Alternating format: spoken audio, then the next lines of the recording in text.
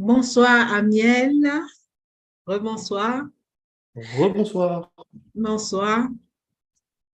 Tu as passé une bonne semaine par la grâce de Dieu, je sais, Ça a grâce été. à Ça a Dieu. été.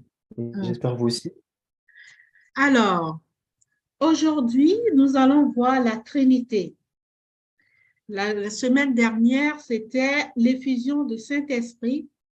Aujourd'hui, c'est la Trinité et c'est une leçon que nous allons faire en deux parties. Et la première partie aujourd'hui. Alors, je crois que Amiel a beaucoup de choses à me dire sur le sujet. Donc, Amiel, tu es prêt? Ouais, à la grâce. À la grâce de Dieu. Alors, je te Voilà. demanderai de prier pour qu'on puisse commencer. Très bien. Et notre Dieu, notre Père, notre Roi, merci pour ce temps que tu nous donnes afin d'étudier ta parole. Nous te remercions pour la vie que tu nous donnes, pour l'intercession de ton Fils Jésus-Christ dans le lieu très saint, pour également, Père éternel, l'Esprit Saint qui soupire après nos prières. Nous te prions, ton Père céleste, que tu nous remplisses simplement de ton Esprit Saint, afin que nous puissions comprendre simplement ta parole. Tu sais, Papa, que c'est un sujet un peu particulier.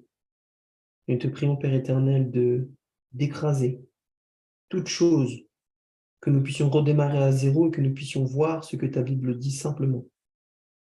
Et que tu puisses, par la puissance de ton Esprit Saint, convaincre comme tu le fais déjà.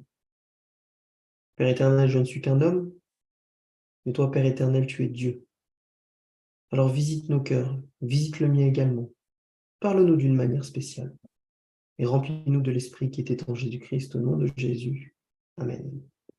Amen. La parole est à toi, Amiel. Nickel. Alors, hop, je vais partager mon écran comme d'habitude.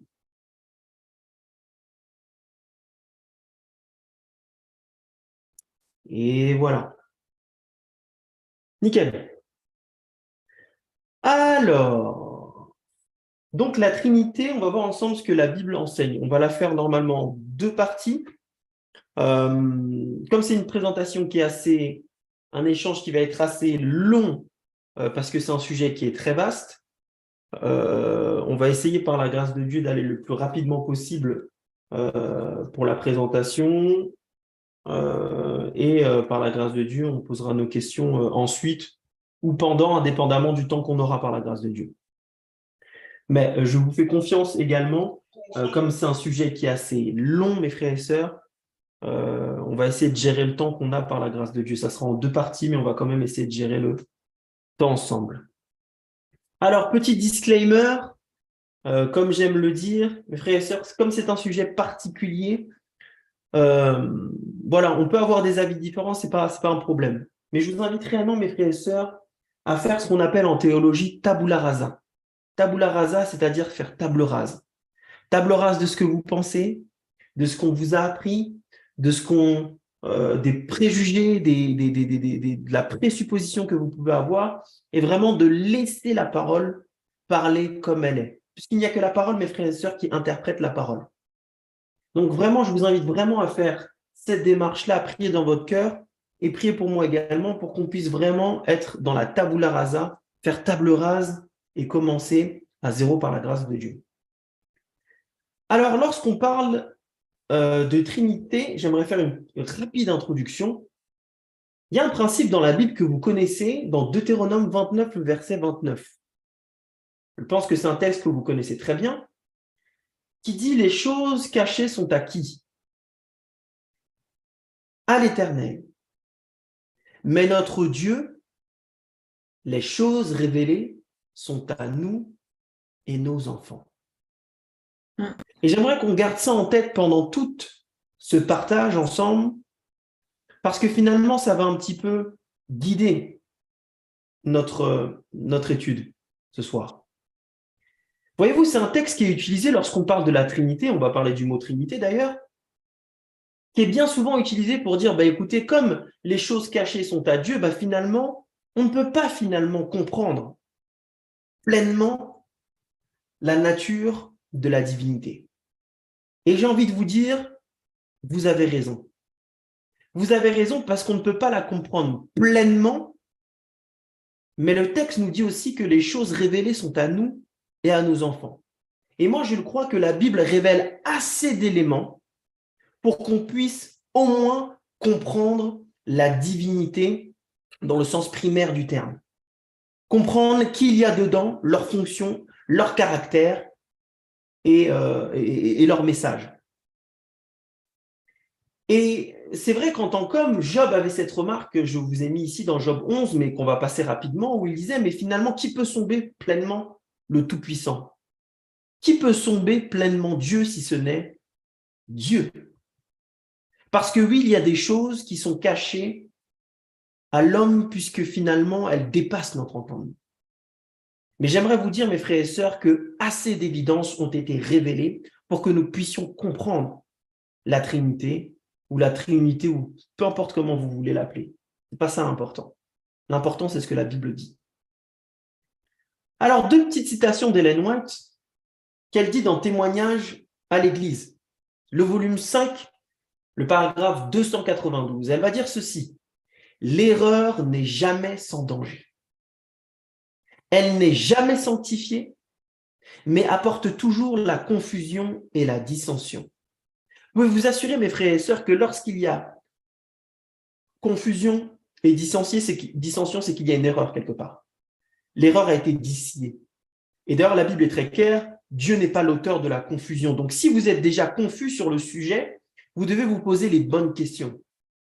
Est-ce qu'une erreur ne s'est pas glissée dans mon interprétation? Parce que je peux vous assurer, mes frères et sœurs, que si j'enseigne à ma fille la Trinité, le concept de la Trinité, je suis sûr à 100% qu'elle va comprendre avec les éléments qu'on va voir ensemble. Parce que la vérité est toujours simple. Et l'erreur, par contre, est complexe et dangereuse. C'est ce que Ellen White dit. L'ennemi a un grand pouvoir sur les esprits qui ne sont pas fortifiés par la prière et établis dans des vérités bibliques. Elle est claire. L'erreur, mes frères et sœurs, a un grand pouvoir sur l'esprit des personnes qui, malheureusement, sont tombées dedans. Alors, dans Message choisi, le volume 1 aussi, la page 187, le paragraphe 1, je vais aller vite sur ça, mais je voulais vraiment dire ça dès le départ. Elle va dire qu'il m'a été montré que c'est l'astuce de l'ennemi de fixer l'attention sur des questions obscures et sans importance, qui n'ont pas été entièrement révélées et ne sont pas essentielles au salut. On fait de cela un thème absorbant, une sorte de vérité présente, alors que toutes ces recherches et ces suppositions ne servent qu'à augmenter l'obscurité et finalement à jeter la confusion dans certains esprits qui devraient rechercher par-dessus tout toute l'unité par le moyen de la sanctification de l'esprit. Laissez-moi être très clair, mes frères et sœurs. Toutes les vérités ne se valent pas dans la Bible. Et oui, toutes les vérités ne se valent pas puisque la Bible est très claire. Dans Matthieu 24, on nous dit qu'il faut donner la nourriture en sa saison. Il y a certaines vérités qui sont pour certaines saisons. Un exemple, Genèse 1. Allez et multipliez la terre. Si vous prenez ce texte en 2023, vous avez un problème. Puisque dans Genèse 1, le contexte, c'est que la terre n'était pas peuplée. Alors qu'aujourd'hui, on est je ne sais pas combien de milliards. Donc c'est une vérité qui est dans la Bible, mais ce n'est pas une vérité présente. L'histoire de Noé. Noé, je vous dis, écoutez, rentrez dans l'arche, rentrez dans l'arche. Vous allez tous me dire, mais il n'y a pas d'arche là que tu es en train de construire, littéralement parlant. Et oui, parce que la vérité qui a été prêchée au temps de Noé, c'est une vérité présente dans son temps. Et il y a une vérité présente pour... Donc, toutes les vérités ne se valent pas à cause de la saisonnalité. Et donc ici, Ellen White était très claire. Et elle est en accord avec la Bible. Quand elle dit ça, c'est que finalement, il y a des vérités qui ne sont pas si importantes que ça. Ce sont des vérités, il faut aussi accrocher, mais sans plus. Alors nous allons parler d'une vérité, mes frères et sœurs, qui a été pour moi clairement révélée. Il y a des choses, comme je l'ai dit, qu'on ne peut pas comprendre pleinement, mais il y a assez d'éléments par la grâce de Dieu qui ont été révélés pour que nous puissions comprendre. Mais le sujet de l'unité, du plan du salut, de la rédemption en Jésus-Christ, de la sanctification par la foi, de la glorification par la foi, sont des vérités qui dépassent celles que nous allons voir par la grâce de Dieu. Alors, lorsqu'on parle de Trinité, je vous ai mis 3 grands courants. Il y a ce qu'on appelle les unitariens qui viennent du mouvement unitariste. Est-ce que quelqu'un a déjà entendu parler des unitaristes? Vous êtes peut-être un unitariste, mais peu importe. Est-ce que vous savez quelles sont les spécificités de cette idéologie?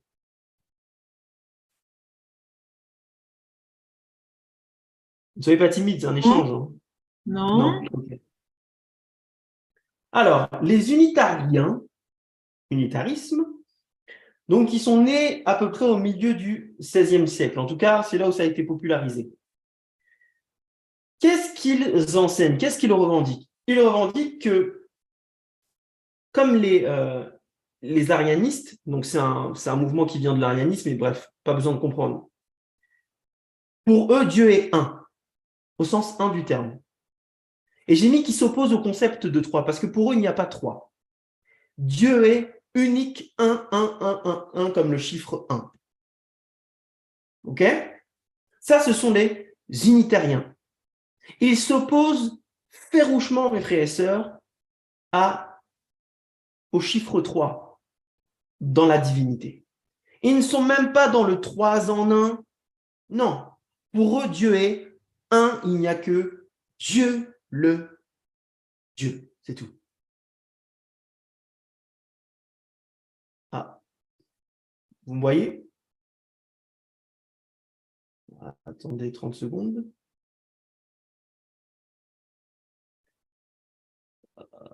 J'ai eu un petit problème.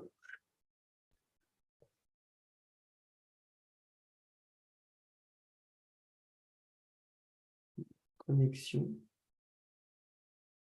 Hop.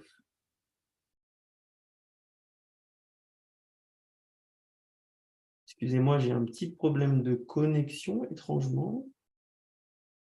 Bon, je vais me connecter sur la caméra de mon Mac parce que... C'est bizarre, ça. C'est la Je pense première que fois. ma caméra bouffe énormément. Allez hop, c'est pas très grave. Donc, unitariens qui ont commencé à être donc l'arianisme, qui pour eux, Dieu est donc un au sens un du terme. OK? Et donc, eux s'opposent au concept de Dieu 3. Maintenant, il y a ce qu'on appelle le modalisme. Et d'ailleurs, vous allez peut-être vous reconnaître dans ces concepts. Modalisme, le modalisme qui vient du sabellianisme. Donc, pour vous expliquer un petit peu l'histoire du modalisme, c'est un mouvement, une idéologie plutôt qui puise ses racines donc dans un homme qui s'appelle Noé Smyrne. Donc, dans les années 190, donc après Jésus-Christ. Pour Noé Smyrne, et puis finalement pour tous ceux qui sont dans le modalisme, ils vont dire que finalement Dieu a plusieurs facettes.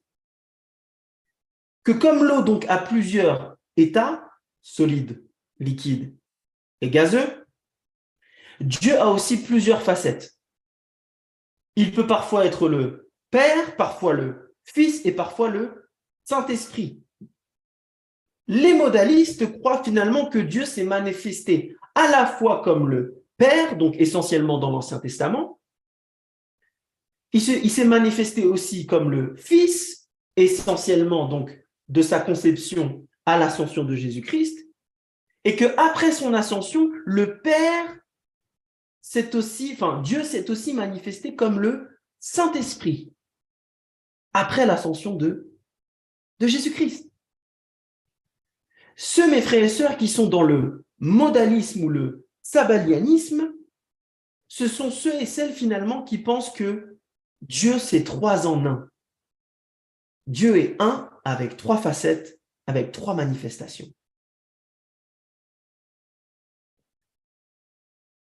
Il y a un troisième courant de pensée qui, lui, est celui de la Trinité. Mais j'ai mis catholique, entre parenthèses. Parce qu'on verra que lorsqu'on va étudier dans une deuxième partie, donc mercredi prochain, je l'espère, l'histoire de l'Église adventiste sur la Trinité, vous allez voir, mes frères et sœurs, que lorsqu'on parle de Trinité, il y a une Trinité catholique et une Trinité biblique. Et il ne faut pas faire la confusion entre les deux. Alors, dans la Trinité catholique, Christ est engendré du Père et le Saint-Esprit, écoutez attentivement, procède du Père.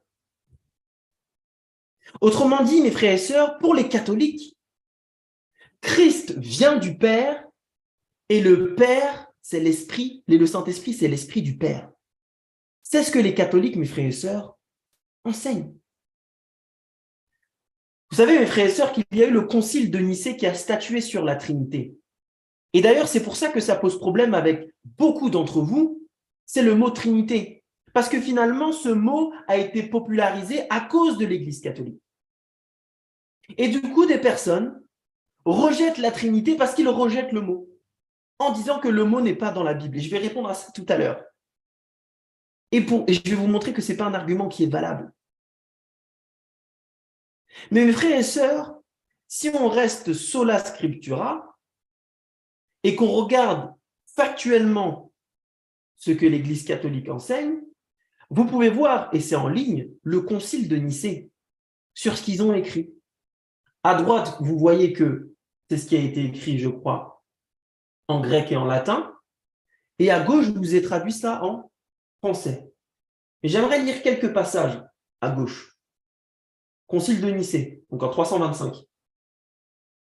Nous croyons en un seul Dieu, Père Tout-Puissant, Créateur de tous les êtres visibles et invisibles, et en un seul Seigneur, Jésus-Christ, Fils unique de Dieu, et remarquez bien la suite du texte, né du Père. C'est-à-dire de quoi? De la substance du Père. Engendré et non fait, consubstantiel au Père, par qui a été fait tout ce qui est au ciel et sur la terre, etc., etc., etc. Et la suite du texte en bas nous dit « et au Saint-Esprit ». Et ceux qui disent il y a un temps où il n'était pas, avant de naître il n'était pas, il a été fait comme les êtres tirés du néant, il est d'une substance et d'une essence différente, il a été créé.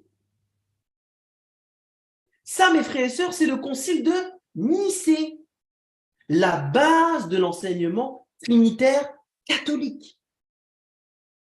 Et d'ailleurs, il est surprenant de voir que même dans notre Église, ceux qui rejettent la bête et son image et qu'ils ne veulent pas avoir sa marque, étrangement se rejoignent dans la conception qu'ils ont de la Trinité en disant par exemple que Christ a été engendré ou que le Saint-Esprit est né du Père. Né du Père. Et d'ailleurs, concernant le Saint-Esprit, il y a eu un autre concile en 381 avec Constantinople. Parce que la question du Saint-Esprit était un peu floue pour eux. Et je vous ai mis la citation en bas. Il va dire « L'Esprit Saint qui est Seigneur et qui donne la vie, il procède du Père avec le Père et le Fils. Il reçoit même adoration, même gloire. Il a parlé par les prophètes. » Donc le Saint-Esprit, dans la base catholique, c'est l'Esprit du Père. C'est l'Esprit du Père, mes frères et sœurs. Ça, c'est la Trinité catholique. Les unitariens, un seul Dieu, ne tolèrent pas le chiffre 3. Modalisme, c'est du 3 en 1. Trinité, c'est il y a 3 personnes, mais par contre, c'est le Fils a été engendré par le Père, donc vient du Père, il a été créé, et le Saint-Esprit également a été créé du Père, c'est son esprit. Mais j'aimerais vous dire, mes frères et sœurs, qu'il y a une Trinité qui est biblique et monothéiste. Et j'aimerais, mes frères et sœurs, qu'on regarde ensemble qu'est-ce que la Trinité biblique au sens du terme. Alors pour ça, on va aller ensemble dans la Bible.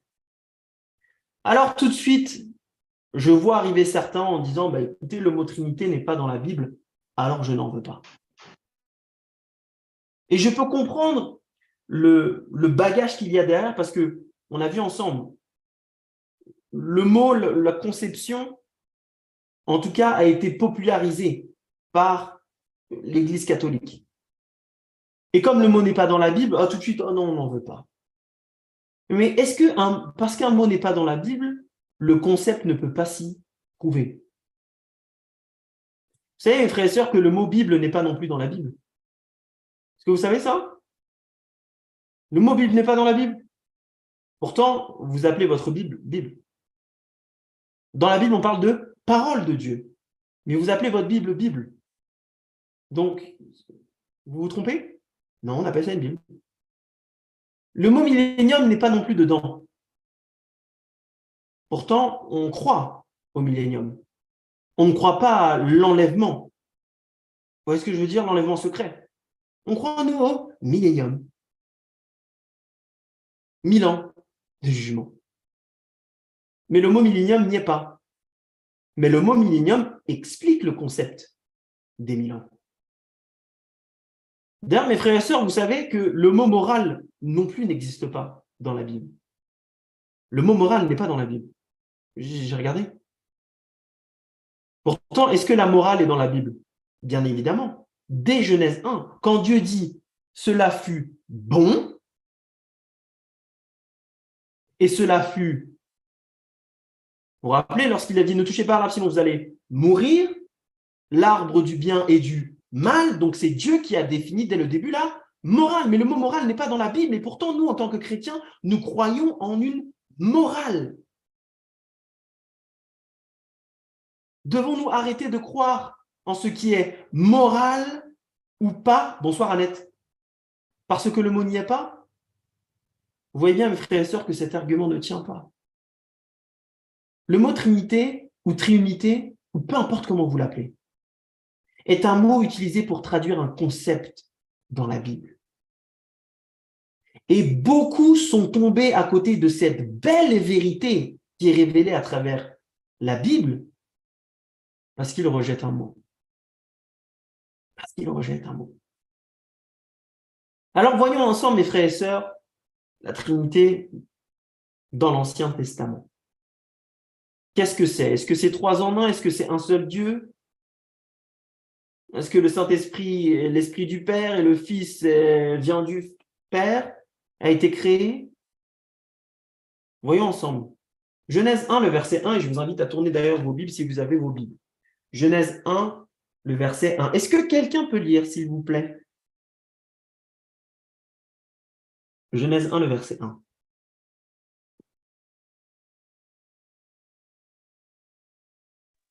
Désolée, ce soir, Amiel, j'ai le petit, il fait trop de bruit, je ne peux pas lire. Pas de problème. Je laisse quelqu'un d'autre. Hein. Il n'y a pas de problème. Annette, ça fait plaisir de te savoir que tu es là. Au commencement, Dieu créa les cieux et la terre. La terre était informe et vide. Il y avait des ténèbres à la surface de l'abîme et l'Esprit de Dieu se mouvait au-dessus des eaux. Ok. Ça, c'est le premier texte de la Bible.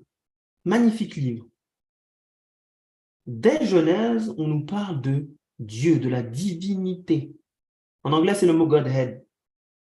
On parle ici de la divinité. Et dès le départ, Dieu se révèle, mes frères et sœurs. Comme je vous ai dit tout à l'heure, les choses cachées sont à l'Éternel, mais les choses révélées sont à nous et à nos enfants. Dieu se révèle.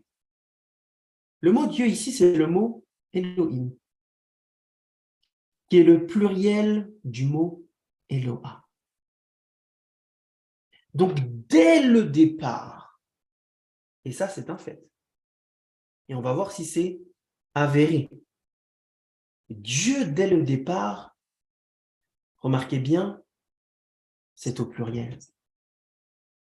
Et on va, ensemble, par la grâce de Dieu, essayer de comprendre cette espèce d'unité et de pluralité en même temps. Parce que dès le départ, Dieu est au pluriel. Et d'ailleurs, beaucoup de personnes qui étudient le Tanakh, donc le livre juif, qui est une référence, lorsqu'ils parlent d'Elohim, beaucoup s'accordent pour dire que ça veut dire 2 à 3 personnes. Dès le départ, Dieu se révèle. Déjà dès le départ, sans savoir qui est dedans, qui n'est pas dedans. La pluralité implique forcément plus de une personne, au moins 2. Donc, d'entrée de jeu, ceux et celles qui sont unitariens doivent répondre à ce texte. On n'est pas dans l'Ancien, on n'est pas dans le livre d'Apocalypse, on n'est pas dans quelque chose de modélé, d'imagé, avec des symboles, c'est littéral, Genèse 1. Pour ceux encore et celles qui le croient. Pluralité. Voyons voir si c'est un fait établi. Genèse 1, le verset 26. Quelques versets plus tard, regardez ce qui est dit. Puis Dieu dit, faisons. Faisons, mes frères et sœurs, c'est du pluriel ou du singulier? Pose la question. C'est du pluriel ou du singulier, mes frères et sœurs? Pluriel. C'est du pluriel. Remarquez la suite du texte. À mon image, c'est ce que Dieu dit, à notre image, au pluriel. Selon ma ressemblance, au singulier, selon notre ressemblance, au pluriel. Et qu'il domine sur les poissons, blablabla, blablabla, vous connaissez la suite de l'histoire. Donc déjà, dès Genèse, et vous savez, en théologie, lorsqu'on étudie la Bible, on avait vu ça ensemble lorsqu'on avait étudié la présupposition, et je vous invite vraiment à regarder ça et à étudier comme ça, avec les règles herméneutiques. Ici, on parle de la première fois mentionnée. C'est un principe théologique.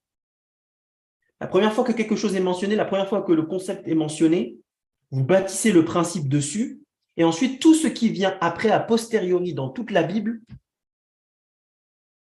est basé sur la première fois où c'est mentionné. Le mariage, les relations, le sabbat, la nourriture, le sommeil, le soleil, l'air, etc., etc., etc. Donc, dès le départ, la première fois que c'est mentionné, Dieu est très clair. Dieu est au pluriel. Ce qui signifie, mes frères et sœurs, d'entrée de jeu, que c'est forcément 2 ou plus. Le chiffre 1, mes frères et sœurs, au sens unitaire du terme, n'est pas en tout cas révélé. Parce qu'on parle ici de révélation. Voyons rapidement encore si cela est révélé plus tard. Vous vous rappelez l'histoire de Babel dans Genèse 11. J'aime bien raconter cette histoire-là à ma fille. Et à chaque fois que ma fille construit quelque chose, vous savez, vous connaissez les Legos. Oui. Cette histoire-là l'a tellement marquée qu'à chaque fois quand elle bâtit une tour, elle vient, elle fait la tour de Babel. Elle détruit son truc. Parce que ça l'a fait penser à cette histoire-là.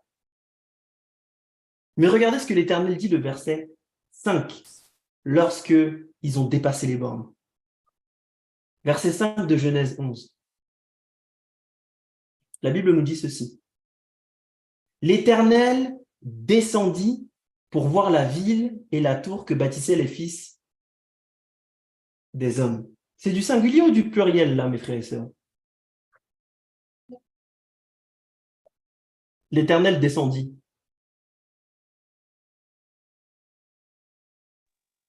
Ça, c'est pas le pluriel, descendité. Hein? Oui, c'est singulier. C'est ça. Amen. Même quand vous êtes dans l'erreur, Soyez à fond, mes frères et sœurs. Il n'y a pas de mauvaise réponse. Tu as donné la bonne réponse. L'Éternel descendit, c'est du singulier. Soyez sûr de vous. Le verset 6, et l'Éternel dit. Singulier au pluriel. Déité singulier. Singulier. Donc l'Éternel parle au singulier, le verset 5 et le verset 6. Voici, ils forment un peuple et tous ont une même langue, c'est là qu'ils ont entrepris. Maintenant, rien ne les empêchera de faire tout ce qu'ils auraient projeté. Regardez le verset 7. Allons et descendons. C'est du singulier ou du pluriel? Pluriel. Pluriel. Qui parle ici, mes frères et sœurs?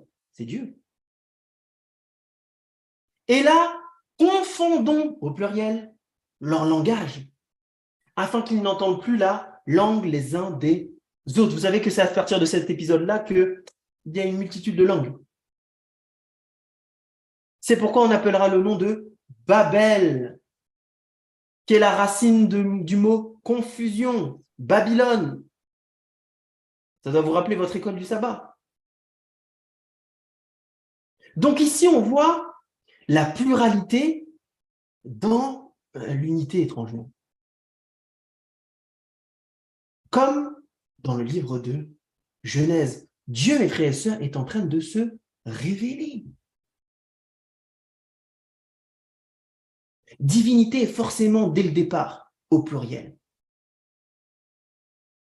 Donc, d'entrée Dieu n'est pas dans ce que les unitariens peuvent penser, qu'ils soient sincères ou pas, peu importe. Mais ça ne rentre pas, en tout cas bibliquement déjà, dès le départ, dans ce qu'ils peuvent enseigner. Alors, il y a une problématique. Et je vais vous expliquer pourquoi ça pose problème aux unitariens. Et je peux comprendre. Mais la révélation, comme on dit en anglais, elle est plain. Plain, ça veut dire quoi? Ça veut dire, mes frères et sœurs, qu'elle est, bon, je vais faire un jeu de mots, pleine. C'est pas ce que veut dire le mot, mais elle est pleine. C'est-à-dire elle est simple, elle est révélée, il faut regarder dans son entièreté. Alors, pourquoi les unitariens pensent que Dieu, finalement, est un au sens un, chiffre du terme? Parce qu'ils se basent sur la Bible. Deutéronome 6, le verset 4. Écoute Israël, l'Éternel, notre Dieu, est le seul Éternel. Alors oui, quand on prend ce texte-là, on pourrait se dire, mais oui, Dieu est un. Comment se fait-il que des personnes pensent qu'il y a 3 personnes dans la divinité? Mais non, Dieu est un. Éphésiens 4, verset aussi qui est très pris. Verset 6, un seul Dieu, un Père de tous, qui est au-dessus de tous et parmi tous et en tous. Ah ben vous voyez, la Bible dit qu'il y a un seul esprit, un seul corps, un seul Dieu et Père de tous. C'est Dieu le Père. Il n'y en a qu'un. Il n'y en a qu'un. Mais pourtant, vous voyez qu'il y a une problématique. Parce que Deutéronome arrive après Genèse. C'est une loi herméneutique. Éphésiens arrive bien après Genèse. Et comme la Bible dit, l'esprit des prophètes est soumis aux prophètes. C'est-à-dire que celui qui vient après ne peut pas contredire celui qui est venu avant. Ou alors, il n'y a pas un seul esprit. Ou alors, l'esprit qui a enseigné l'autre n'est pas le même esprit. Alors, comment un seul Dieu, d'après Deutéronome, peut être à la fois 2 minimum, ou 3 personnes, moi je le crois, on verra tout à l'heure, je vais le démontrer, comme le livre de Genèse nous le révèle. Comment réconcilier les deux? Alors, le mot un seul dans Deutéronome 6, le verset 4, c'est le mot Echad. Echad. Vous savez, en hébreu, il y a 2 mots pour dire un. Il y a Echad, qu'on vient de voir ensemble, et il y a également Yahid. Les 2 sont différents, pourquoi? Parce que Yahid veut dire un au sens 1. Ici, j'ai une télécommande. Chiffre 1, mathématiques. Alors que Echad ne veut pas dire un au sens unité d'œuvre, hein, là c'est le financier qui parle, mais plutôt, alors ne veut pas dire numéraire, pardon, mais unité. Donc, ce écart ne veut pas dire un au sens une pomme, mais veut dire un au sens unité du terme. Vous savez comment on peut voir ça très facilement dans la Bible? Et je vous ai dit, ça, c'est quelque chose que ma fille peut comprendre. Je vous invite à aller dans Genèse 2, le verset 24. Vous connaissez ce texte. Vous ferez qu'un seul entre couples aussi, il est dit. Eh bien voilà, tu as tout dit. Ah, c'est de ça que tu parles, d'accord. Oui. Okay. C'est pourquoi l'homme quittera son père et sa mère. Il y a combien de personnes ici? L'homme quittera son père et sa mère, il s'attachera à sa femme. Il y a combien de personnes? Il y en a deux. Ils sont deux. Hein? Et sa femme. Et remarquez bien, la suite du texte nous dit, ils deviendront quoi? Une seule chair. Deux personnes, une seule chair. Est-ce que la Bible est en train de se contredire ici? Non. Ils font une seule chair. Vous savez pourquoi? La chair, c'est quoi? C'est l'homme, l'humain, l'humanité. Ils sont bien deux personnes distinctes, Adam et Ève, avec deux noms différents, avec deux fonctions différentes, on le verra tout à l'heure, mais ils sont un dans le sens, ce sont tous les deux des humains, oui, ou complémentaires si tu veux, mais ils sont un dans leur nature. La nature de Adam n'est pas au-dessus de la nature de Ève, les deux sont humains. La nature de Amiel n'est pas au-dessus de celle de Macron. On est tous les deux humains. Et on est bien deux personnes distinctes. Mais nous faisons un dans notre nature, deux dans la personnalité et deux dans la fonction. Voilà comment dans la Bible on peut réconcilier trois personnes qui forment pas au sens un, numérique, numéraire, mais un dans le sens unité. Et j'aimerais vous dire, mes frères et sœurs, que le concept que j'ai appelé nature, personne, fonction, et j'aimerais que vous retenez ça, nature, personne, fonction, c'est un concept qui est biblique. Biblique. On va prendre un exemple pour voir si c'est biblique ou pas. Néhémie 9, le verset 6. Néhémie 9, le verset 6. La Bible nous dit quelque chose de très important sur Dieu. La Bible nous dit, c'est toi, Éternel, toi seul, singulier au pluriel, singulier, qui a fait les cieux, les cieux, on a tellement l'habitude de dire les cieux et la terre que j'ai failli dire les cieux et la terre, mais c'est qui a fait les cieux des cieux et toute leur armée, la terre et tout ce qui est sur elle, les mers, etc., etc. Qu'est-ce qu'on est en train de nous dire ici sur Dieu? Si je dis Annette est celle qui a créé les cieux et la terre, qu'est-ce que ça me révèle sur son caractère? Sa fonction. Je n'ai pas entendu ce que tu as dit. Par exemple, tu as un fils ou une fille. Je ne sais plus. Si je dis que tu as créé ton fils, ça fait de toi quoi? J'ai quoi? Excuse-moi, désolée. Si je dis que tu as créé ton fils. Ah ben, je suis créatrice. Créatrice. Donc, quand la Bible nous dit éternel, toi seul au singulier, a fait les cieux et la terre, on est en train de nous dire, mes frères et sœurs, que Dieu est créateur. Au quoi? Au singulier. Au singulier. Maintenant, regardez quelque chose. Jean 1. On va voir quelque chose de très curieux. Jean 1. Jean 1, le verset 1 à 4. 1 à 5. 1 à 4. Est-ce que quelqu'un peut lire, s'il vous plaît? 1 à 4. Jean 1. Au commencement était la parole, et la parole était avec Dieu, et la parole était Dieu. Ok, on va s'arrêter là. Combien il y a de personnes ici? Dieu. Combien? Une personne. Au commencement était la parole, et la parole était avec Dieu, et la parole était Dieu. c'est Dieu lui-même qui est la parole. Je pense qu'il y a une seule personne, non? Il y a deux personnes. Il y a deux personnes. La parole, Regardez. Oui, mais on dit en regardez même bien. temps, la parole était Dieu. Oui, on nous détaille que la parole était Dieu. On nous dit la parole était avec Dieu. Combien il y a deux personnes là? Il y en a deux. La parole était avec Dieu. Le Père et le Fils. Ah. Et comment on peut montrer ça? Parce que dans le verset 14, on nous dit que la parole a été faite chair. Par de Jésus-Christ. Donc remarquez bien, le verset commence avec deux personnes et dès le départ, on nous dit que les deux sont Dieu, puisque la parole était avec Dieu, ça fait un Dieu. Et on nous dit la parole était Dieu, ça fait deux dieux. Donc les deux personnes qui sont présentes dans Jean 1 sont Dieu. On nous dit elle était au commencement avec Dieu, ça renforce donc, on parle ici de la parole féminin. Toutes choses ont été faites par quoi? Par elle. Par elle, on parle de qui ici? La parole qui est Jésus-Christ. De Jésus. Mais là, ouais.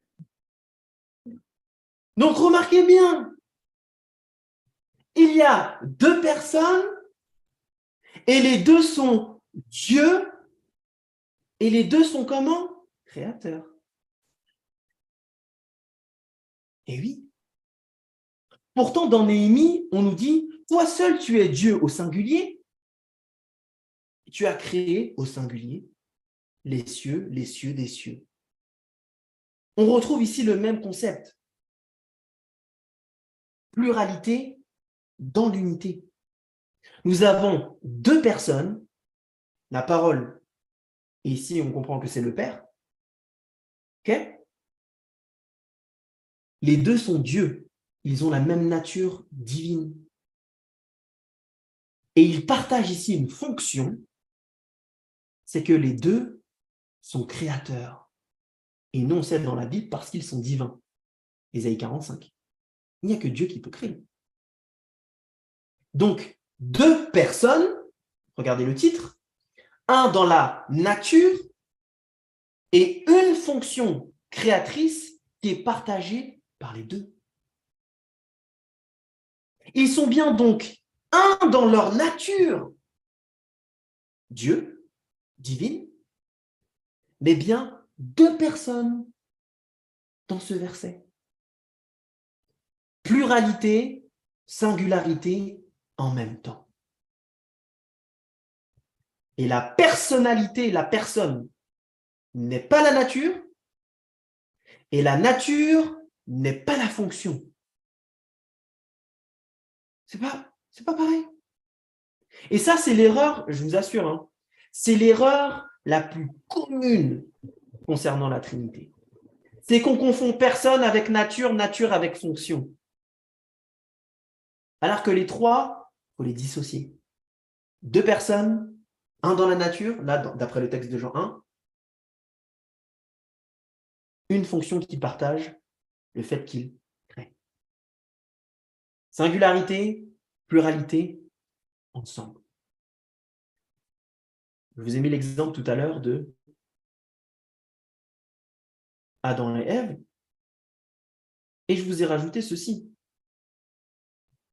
On voit ce concept, nature, personne et fonction. Parce qu'il y a bien deux personnes, l'homme et la femme, qui deviendront une seule chair. Ils ont la même nature.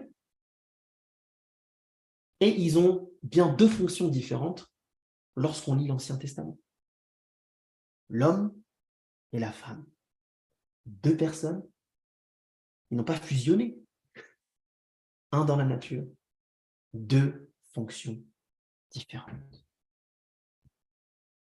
Vous savez, il y a un théologien qui s'appelle Millard Erickson, qui a écrit un livre qui s'appelle Christian Theology, donc la théologie chrétienne.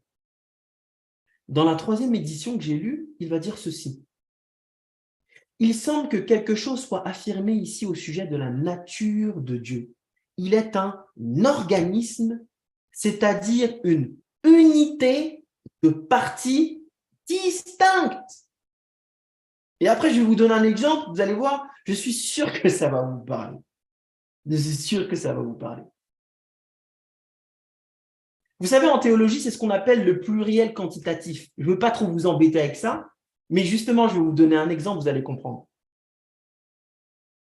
Quand je dis « Hey, Annette, il y a de la pluie », je parle au singulier ou au pluriel?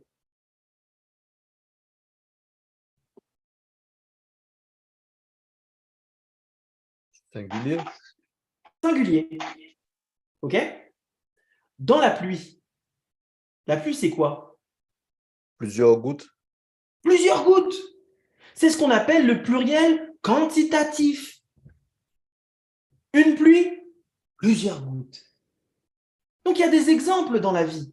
Il suffit juste d'ouvrir les yeux, mes frères et sœurs. Il y a des exemples. Et on voit ça particulièrement, je ne vais pas rentrer en détail dans ça, je l'ai déjà vu avec ça. Il y a l'exemple de quoi, mes frères et sœurs? Quelle est la photo que j'ai mise là, qui est une très belle photo? Amen. Qu'est-ce qu'on voit là sur la photo? Une famille. Une famille au singulier. Non. Regardez. Une famille, la famille Tovo Arimino, c'est mon nom de famille, est composée de 3 personnes. Le papa, la maman et ma fille. Est-ce que les 3 personnes sont les mêmes personnes? Non, ce sont bien 3 personnes distinctes. Et maintenant, les 3 ont une fonction différente. La maman est maman et épouse. Le papa est papa. Nous, dans la Bible, on dit aussi sacrificateur. Hein? Et aussi mari. Et la fille est fille de son papa terrestre et fille de son papa céleste. Et fille de sa maman terrestre. 3 fonctions différentes pour 3 personnes distinctes, mais qui font une seule famille. C'est ce qu'on appelle l'unité corporative de l'Église. Oui. Qui est basé d'ailleurs sur un texte dans la Bible qui dit que vous faites partie du corps de Christ. Un seul corps au singulier. Plusieurs membres distinctifs. Lorsqu'on dit match de Manchester face à Paris Saint-Germain, on sait que c'est Paris qui va gagner. Non, Liverpool. Je rigole. Mais on dit bien l'équipe 2 face à l'équipe 2 au singulier, mais dans l'équipe, il y a plein de joueurs. Et lorsqu'ils gagnent, on ne dit pas Neymar a gagné ou Mbappé a gagné, on dit le PSG a gagné. Une équipe. La famille, mes frères et sœurs, était censée nous révéler la nature de Dieu à un certain niveau. C'est limité.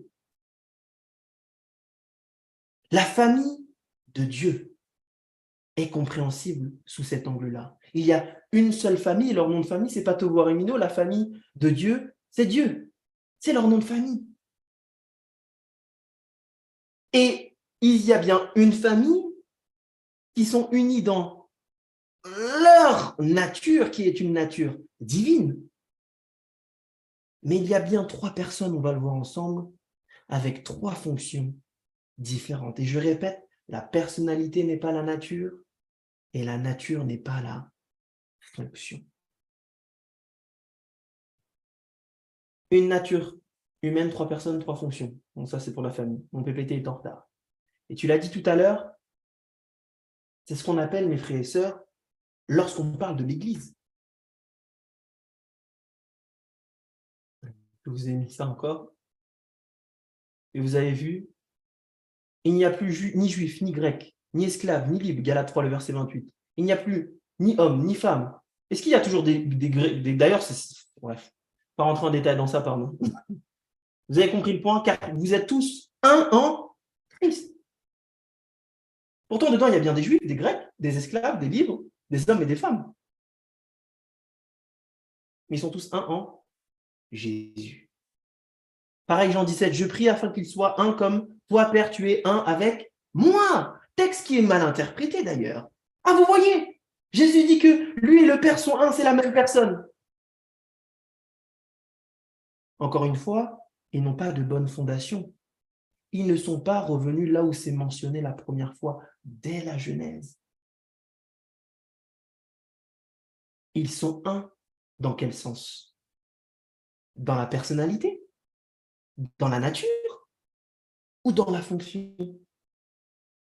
On ne peut pas sauter vite sur les conclusions lorsqu'on comprend que la personnalité n'est pas la nature et que la nature n'est pas la fonction. Donc on a établi ensemble bibliquement que lorsqu'on parle de Dieu, ils sont au moins deux personnes. Le Père, le Fils et le Saint-Esprit qui reste encore à prouver bibliquement. On va le voir ensemble. Et en fonction du contexte, on parle soit de la personne, soit de la nature. Rappelez-vous, Deutéronome 6, le verset 4, il n'y a qu'un seul Dieu. Oui, dans la nature. Mais ils sont trois dans la personne. Trois personnes. Où est-ce qu'on parle de la fonction? Nature, personne, fonction. Vous appliquez ça, vous n'allez jamais tomber soit dans l'unitarisme, soit dans le modalisme. Parce qu'on va voir ensemble que le modalisme également n'a pas sa place malheureusement dans la Bible. Je dis malheureusement, mais heureusement. Par exemple, il y a un texte dans Jean 10, le verset 29 à 30. Un texte, je le conçois quand on n'a pas vu ça, qui peut perturber, mais encore une fois, quand on étudie la Bible d'un cœur sincère, on tombe toujours sur la vérité. Là, je vous parle de principes que j'ai étudiés, mais avant, je n'avais pas ces principes-là et je suis toujours, par la grâce de Dieu, retombé sur mes pattes. Parce que je le crois, Dieu a vu que j'étais sincère. Remarquez, Jean 10, mon Père qui me les a donnés est plus grand que tous, et personne ne peut les ravir de la main de mon Père. Moi et le Père, nous sommes un. Alors là, on peut sauter et puis on dit, ah ben vous voyez, le Père est plus grand. Donc forcément, le Fils a été créé. Il est inférieur. Mais on parle de quoi ici, mes frères et sœurs? De la personne? Il est plus grand dans la personne? Dans la nature? Ou dans la fonction? Il faut définir. D'après le texte, il y a deux personnes déjà, le Père et le Fils. Ils sont un, non pas physiquement, mais dans la nature. Et d'ailleurs, la suite de l'histoire, je vous ai mis, si vous lisez le verset 31, etc., qu'est-ce que vont essayer de faire les Juifs? Ils vont essayer de le lapider. Parce qu'ils l'ont accusé de quoi? De blasphème. Blasphémer, c'est quoi? C'est se prendre pour Dieu. Ils ont compris que lorsque Jésus-Christ a dit « Moi et le Père, nous sommes un », il ne parlait pas de physiquement qu'il était le Père. Les Juifs n'avaient pas compris ça. Ils avaient compris qu'il avait dit qu'il était Dieu, donc il avait une nature divine. Alors comment se fait-il que des millions et des millions de chrétiens, lorsqu'ils lisent Jean 10, pensent qu'on parle de la personne? Pas de la personne. Jésus n'a pas essayé, on n'a pas essayé de le lapider parce que c'était le Père. On a essayé de le lapider parce qu'ils avaient compris que Christ était en train de dire qu'il était de nature divine.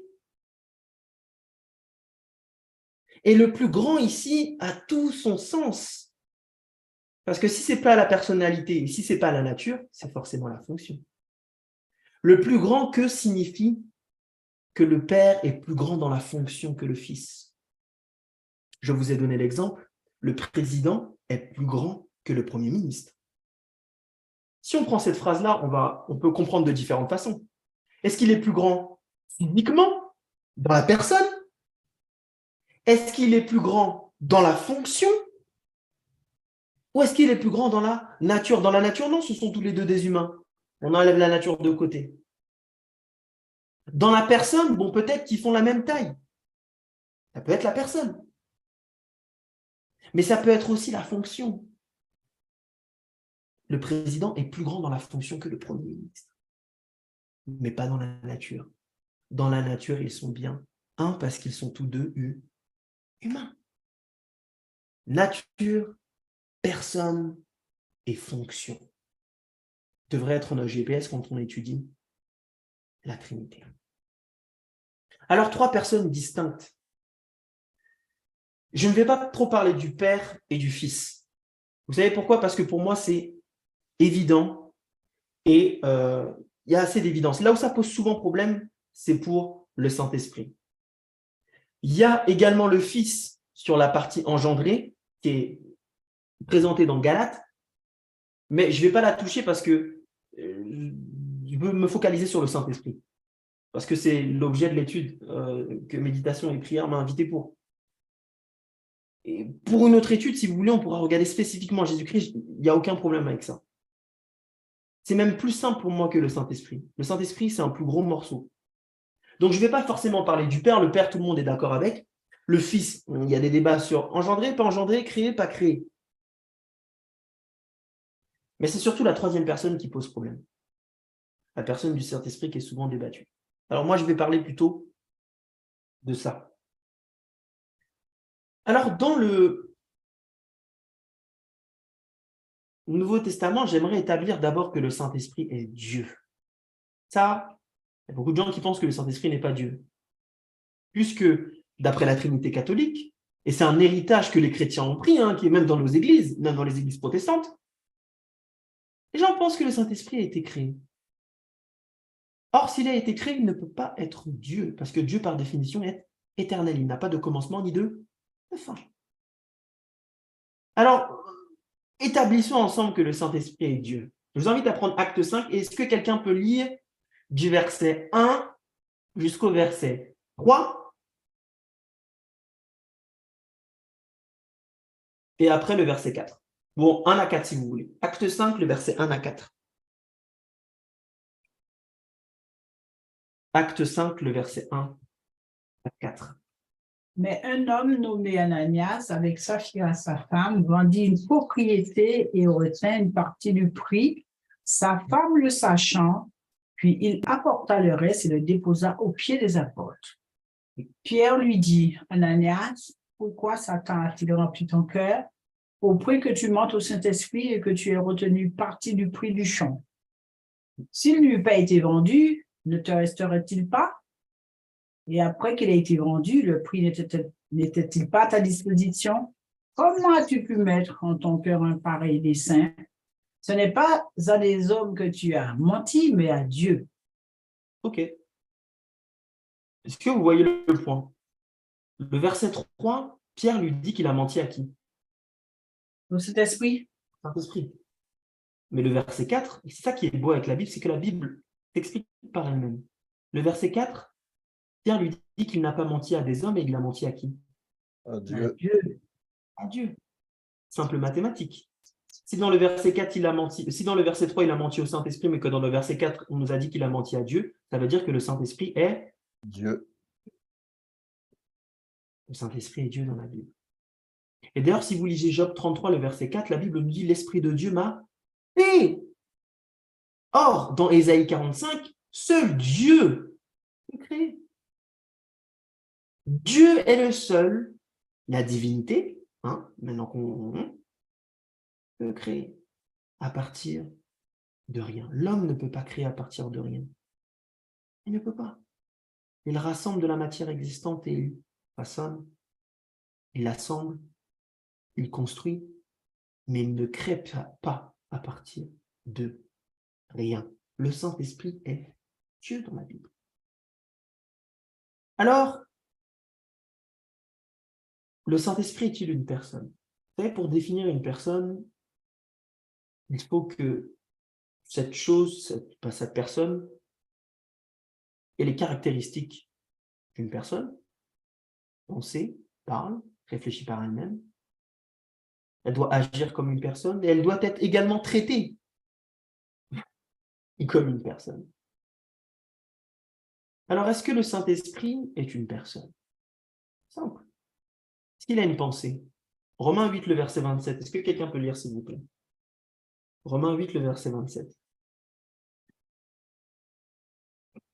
Et celui qui sonde les cœurs connaît quelle est la pensée de l'Esprit, parce que c'est selon Dieu qu'il intercède en faveur des saints. Amen. Amen. Donc, la pensée de l'esprit, il y a une question rapidement qui a été posée par David. Non, dans Acte 3, ça nous montre qu'il a menti à Dieu en parlant du Saint-Esprit dans le contexte. On ne nous parle pas du Père ni du Fils, on nous parle que du Saint-Esprit dans Acte 5. Là. Donc, quand je dis qu'il a menti, il n'a pas menti à deux personnes là. Arrêtez de parler, s'il vous plaît. Et laissons Aniel exposer le truc. On ne va pas suivre. L'important, mes frères et sœurs, comme je dis toujours, c'est que la croyance, elle doit être basée sur des faits, sur la Bible. Pas seulement sur un verset, pas seulement sur un chapitre, pas seulement sur deux, pas seulement sur 3 chapitres, sur l'entièreté de la Bible. Amen. Et il faut que votre doctrine, votre dogme, votre théologie, tout ce que vous voulez, sur quoi votre foi repose, et c'est vous, il n'y a pas de problème avec ça, elle doit être reposée sur la Bible dans son entièreté. Dans son entièreté. Alors, lorsqu'on parle de personnes, effectivement, il y a des gens qui pensent que le Saint-Esprit est une puissance. OK? Est-ce que la Bible nous enseigne ça? La Bible, je ne parle pas d'Ellen White, moi je ne suis pas venu pour... Mais bon, si vous voulez, on peut faire une bataille sur les citations d'Ellen White, il n'y a pas de problème, avec la datation. Mais dans la Bible d'abord, mes frères et sœurs, dans la Bible d'abord, est-ce que la Bible nous enseigne que le Saint-Esprit est une personne? Une personne, c'est quoi? Une personne, c'est moi. C'est le frère qui a parlé tout à l'heure. Une personne, c'est quelqu'un qui a une pensée. Et parce qu'elle a une pensée, on le traite comme quelqu'un qui a une pensée. On a vu ensemble dans Romains 8, le verset 25, on nous parle de la pensée de l'esprit. Donc, il semblerait, mes frères et sœurs, que le Saint-Esprit est une pensée. Alors, si le Saint-Esprit était une puissance, comme beaucoup l'affirment, comment se fait-il que dans Ésaïe 63, le verset 10, la Bible nous invite à ne pas attrister son Saint-Esprit? Mes frères et sœurs, pouvez-vous attrister l'électricité? Est-ce que vous pensez que lorsque vous coupez l'électricité chez vous, l'électricité est triste? Est-ce que vous pensez, mes frères et sœurs, que lorsque vous coupez le courant dans votre voiture est triste? Et que du coup, vous touchez votre volant et lui dites « Mais non, arrête de penser que tu es triste. » Mais non! La force, par définition, n'a pas de pensée, elle a des lois qui régissent son fonctionnement. Elle n'a pas de pensée. Elle n'est pas attristée, elle n'a pas d'émotion. Mais là, mes frères et sœurs, si le Saint-Esprit était une force, comment se fait-il, mes frères et sœurs, qu'elle ait des émotions? Alors maintenant, on va voir ensemble également que le Saint-Esprit, dans la Bible, ne fait pas seulement qu'avoir des émotions, ne fait pas seulement qu'avoir des pensées,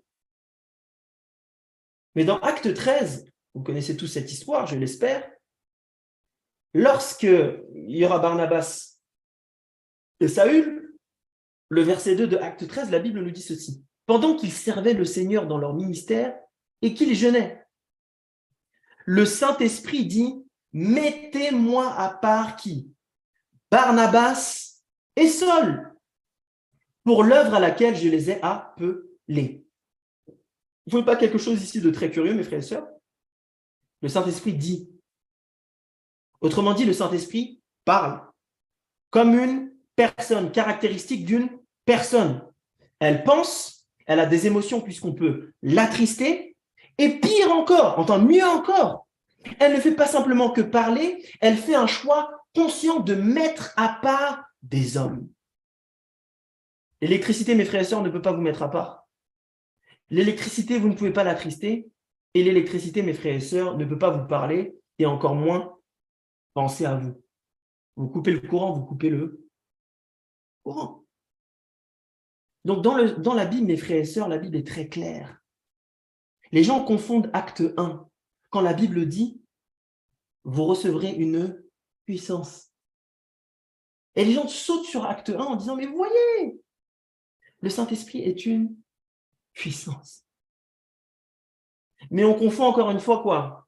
La nature, la fonction et la personne. Et oui, mes frères et sœurs, la nature, la fonction et la personne.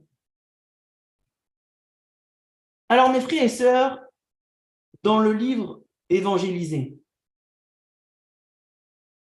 Donc la page 617, écrit en 1906, dans Témoignage, le spécial série A d'Hélène White, écrit en 1897.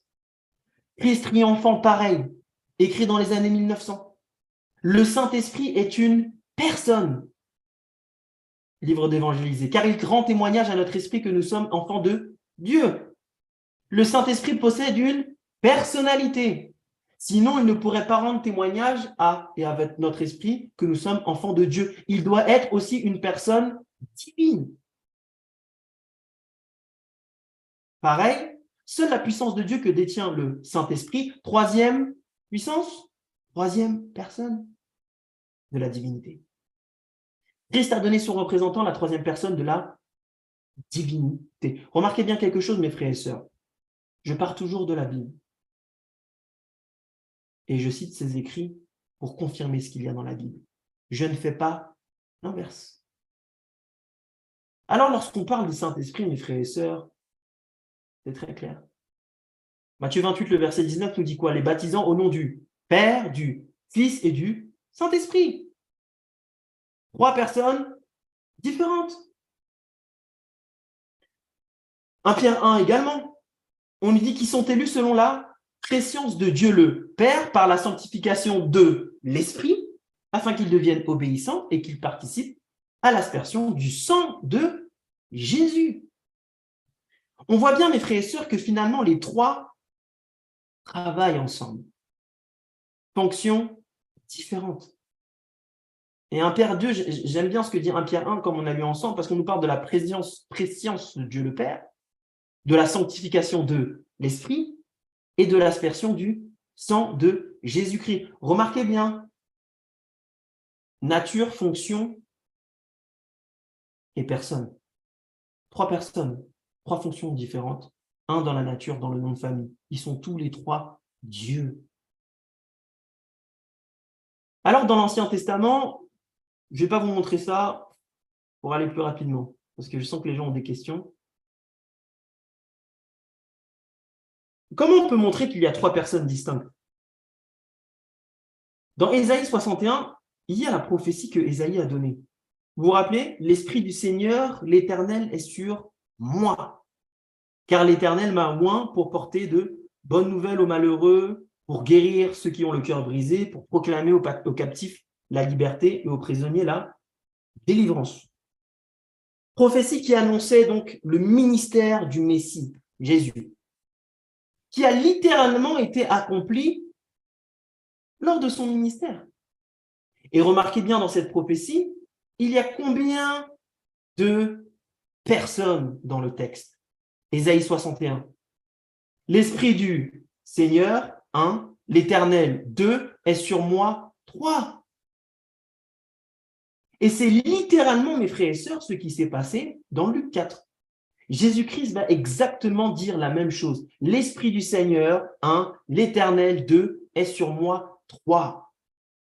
Parlant, mes frères et sœurs, de lui lorsqu'il disait sur moi. Et on le voit d'ailleurs lors de son baptême.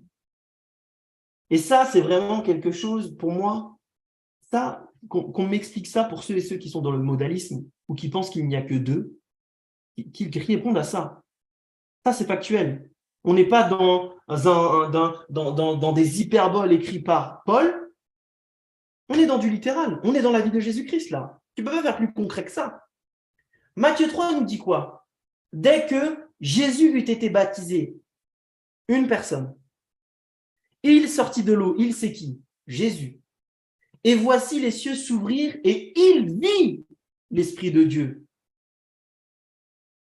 Mes frères et sœurs, qui a vu l'Esprit de Dieu? C'est qui il? Je vous pose la question, qui est il? C'est Jésus. C'est Jésus qui a vu l'Esprit de Dieu. Donc, comment déjà Jésus-Christ peut être l'Esprit en même temps s'il voit l'Esprit? Mais les deux sont la même personne. C'est pas logique. C'est Jésus-Christ, une personne qui voit l'Esprit. C'est quelque chose de visible. Deux personnes distinctes. Descendre comme quoi? Comme une colombe et venir sur lui. Si c'était la même personne, comment c'est possible? Est-ce que Amiel peut être sur Amiel en même temps? C'est pas possible. Sachant que Jésus-Christ était dans son humanité. Donc, si vous me dites qu'il avait des super pouvoirs et tout, c'est un autre débat. Et on nous dit, une voix se fit entendre des cieux. Et là, on pourra se poser la question, qui parle? Qui va parler?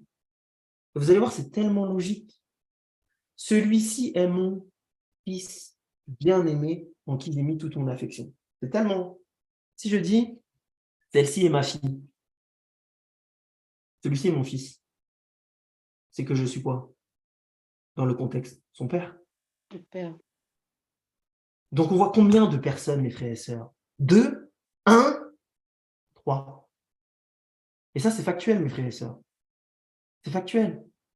Et si vous pensez autrement, il faut réconcilier ce texte-là avec ce que vous dites. Jésus, voit l'Esprit de Dieu.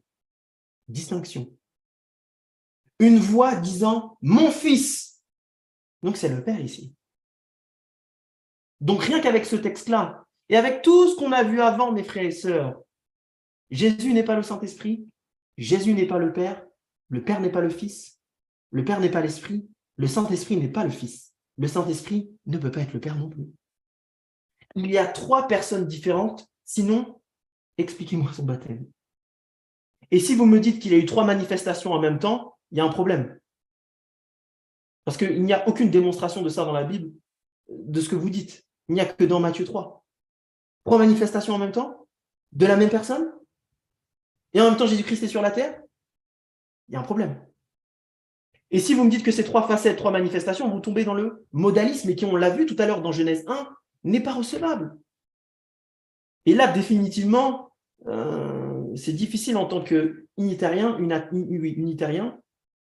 et dans l'arianisme, de défendre que Dieu est un en voyant Matthieu 3. 3 personnes à son baptême. 3 personnes. Et j'aimerais vous dire, mes frères et sœurs, que si vous faites partie de ceux et celles qui disent qu'il y a une séparation de Christ, son esprit est parti et puis qu'il est venu, vous voyez comment c'est compliqué? Vous expliquez ça à quelqu'un, il ne va rien comprendre. Si vous êtes dans cette théorie-là, il y a un problème théologique. Parce que dans la Bible, lorsqu'on parle de l'âme, et peut-être que vous ne le faites pas exprès, parce que c'est vrai que, voilà, il n'y a pas de problème. Mais lorsqu'on tombe dans cette... Jésus-Christ, et puis son esprit est parti, son esprit est revenu, puis après c'est lui qui a parlé, qui a dit « mon fils bien-aimé » en même temps, vous pouvez tomber facilement dans ce qu'on appelle le spiritisme. Pourquoi? Parce que dans la Bible, lorsqu'on parle de l'âme, c'est corps plus esprit. Genèse 2. Alors Dieu forma l'homme de la poussière de la terre, son corps, il souffla dans ses narines un souffle de vie. Le mot souffle ici c'est le même mot que esprit. Et l'homme devint un être vivant. Dieu n'a pas ajouté l'âme à l'homme. L'âme est égale à corps plus esprit. Et lorsqu'on comprend ça, mes frères et sœurs, c'est très simple. Si Jésus a séparé son esprit, ou que le Père a séparé son esprit et son corps en Jésus, vous savez ce que ça fait? Ça viole l'image de Dieu. Ça viole ce concept théologique. Ça viole cette doctrine qui est biblique. Parce que si vous séparez le corps de l'esprit, vous mourrez. Puisque ce qui fait que vous êtes une âme vivante, c'est la combinaison d'un corps plus d'un esprit. Vous séparez l'un des deux, vous n'êtes plus une âme vivante. Alors expliquez-moi pourquoi Jésus-Christ vivait s'il a séparé son corps de son esprit. Il y a un problème. Et pourquoi je vous dis l'image de Dieu? Parce que l'homme a été fait à l'image de Dieu. En violant ce schéma-là, mes frères et sœurs, vous violez l'image de Dieu. Alors oui, j'ai vu en commentaire Jean 14. Eh bien, on va y venir par la grâce de Dieu. Jean 14. Mais j'espère que vous pensez à tout ce qu'on a vu avant. Parce que si vous vous attellez que sur Jean 14, et si toute votre foi tient sur Jean 14, j'ai envie de vous dire, mes frères et sœurs, votre foi ne tient sur pas grand-chose. Parce que notre foi doit tenir, mes frères et sœurs, sur l'entièreté de la Bible. Pas simplement sur un texte. Regardez Jean 14, le verset 16, que vous avez cité. Et je peux comprendre. on nous dit « Et moi, je prierai le Père. Et il vous donnera un autre consolateur, afin qu'il demeure éternellement avec vous, l'esprit de vérité que le monde ne peut recevoir parce qu'il ne voit point et ne le connaît point, mais vous, vous le connaissez car il demeure avec vous et il sera en vous. » Alors les gens prennent ce texte-là pour dire, bah, vous avez vu, un autre consolateur, le consolateur, c'est Jésus. Alors c'est la même chose. Mais encore une fois, mes frères et sœurs, qu'est-ce que dit la Bible? Le mot autre ici, c'est le mot allos en grec, qui veut dire deux choses. Un, quand on dit un autre consolateur, c'est différent d'eux. Donc quand on dit « je prierai le Père et il vous donnera un autre consolateur », on sait que le consolateur c'est aussi Jésus, mais quand on nous dit un autre consolateur, c'est différent d'eux. Si je dis « donne-moi l'autre cuillère », c'est une autre cuillère. Ce n'est pas la même cuillère. Donc, lorsqu'on dit un autre consolateur, ça veut dire différent de l'autre consolateur. Parce qu'encore une fois, on confond quoi? Fonction, nature et personne. Et d'ailleurs, j'aime bien parce que le mot allos aussi veut signer. Je vous ai mis le strong donc dans le texte original. Ça veut dire quelques-uns. Donc, c'est très clair. Si allos veut dire autre et quelques-uns, quelqu'un d'autre. Je prierai le Père et il vous donnera quelqu'un d'autre, un autre consolateur, différent de l'autre. Donc on comprend que dans Jean 14, 16, déjà, il y a un problème dans l'interprétation qui est donnée. Parce que ce n'est pas ce que le texte dit. J'aurais compris si effectivement le texte disait « je vous donnerai le même consolateur ». Oh, lui, là, oui. Mais la Bible est claire. Un autre. Un autre ne peut pas être le même. Ça se rejoint jamais. Et vous savez comment on peut prouver également que le Saint-Esprit n'est pas Jésus et qu'il y a bien trois personnalités et non pas une? La Bible est très claire. Regardez Matthieu 12. Vous connaissez ce texte, non? Tout péché et tout blasphème sera pardonné aux hommes, mais le blasphème contre l'Esprit ne sera point pardonné. Est-ce que vous êtes d'accord avec ça? Vous êtes d'accord que si on blasphème contre le Saint-Esprit, on n'est pas pardonné? Est-ce que vous êtes d'accord avec ça? C'est ce que dit la parole. Hein. C'est ce que dit la parole.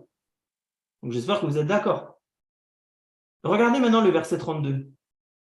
Quiconque parlera contre le Fils de l'homme, il lui sera pardonné. Mais quiconque parlera contre l'Esprit, il ne le sera pardonné, pas pardonné, ni dans ce siècle, ni dans le siècle à venir. Vous ne voyez pas, mes frères et sœurs, qu'il y a un problème? Supposons que j'accepte ce que vous me dites, que certains disent, que le Fils et le Saint-Esprit sont la même. Ok. Comment m'expliquer que dans le même texte, on nous dit que le péché contre le Fils sera pardonné, mais que si le Fils et le Saint-Esprit, eh bien que les péchés contre le Fils aussi ne seront pas pardonnés? Il y a un problème. Si le Saint-Esprit égale Jésus, le texte voudrait dire ceci. Quiconque parlera contre le Fils de l'homme, il lui sera pardonné, mais quiconque parlera contre le Fils de l'homme, il ne lui sera pas pardonné, ni dans ce siècle, ni dans le siècle à venir. Vous voyez pas qu'il y a un problème? Il y a maintenant de la confusion. Or, la Bible est claire, Dieu n'est pas un homme pour mentir.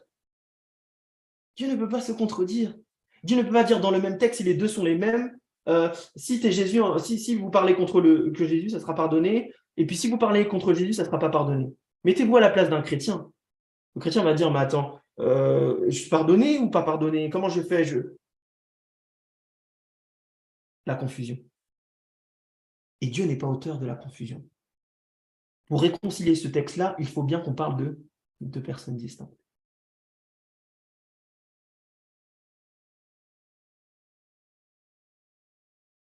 Alors, il y en a, mes frères et sœurs, également, qui pensent que le Saint-Esprit peut être le Père.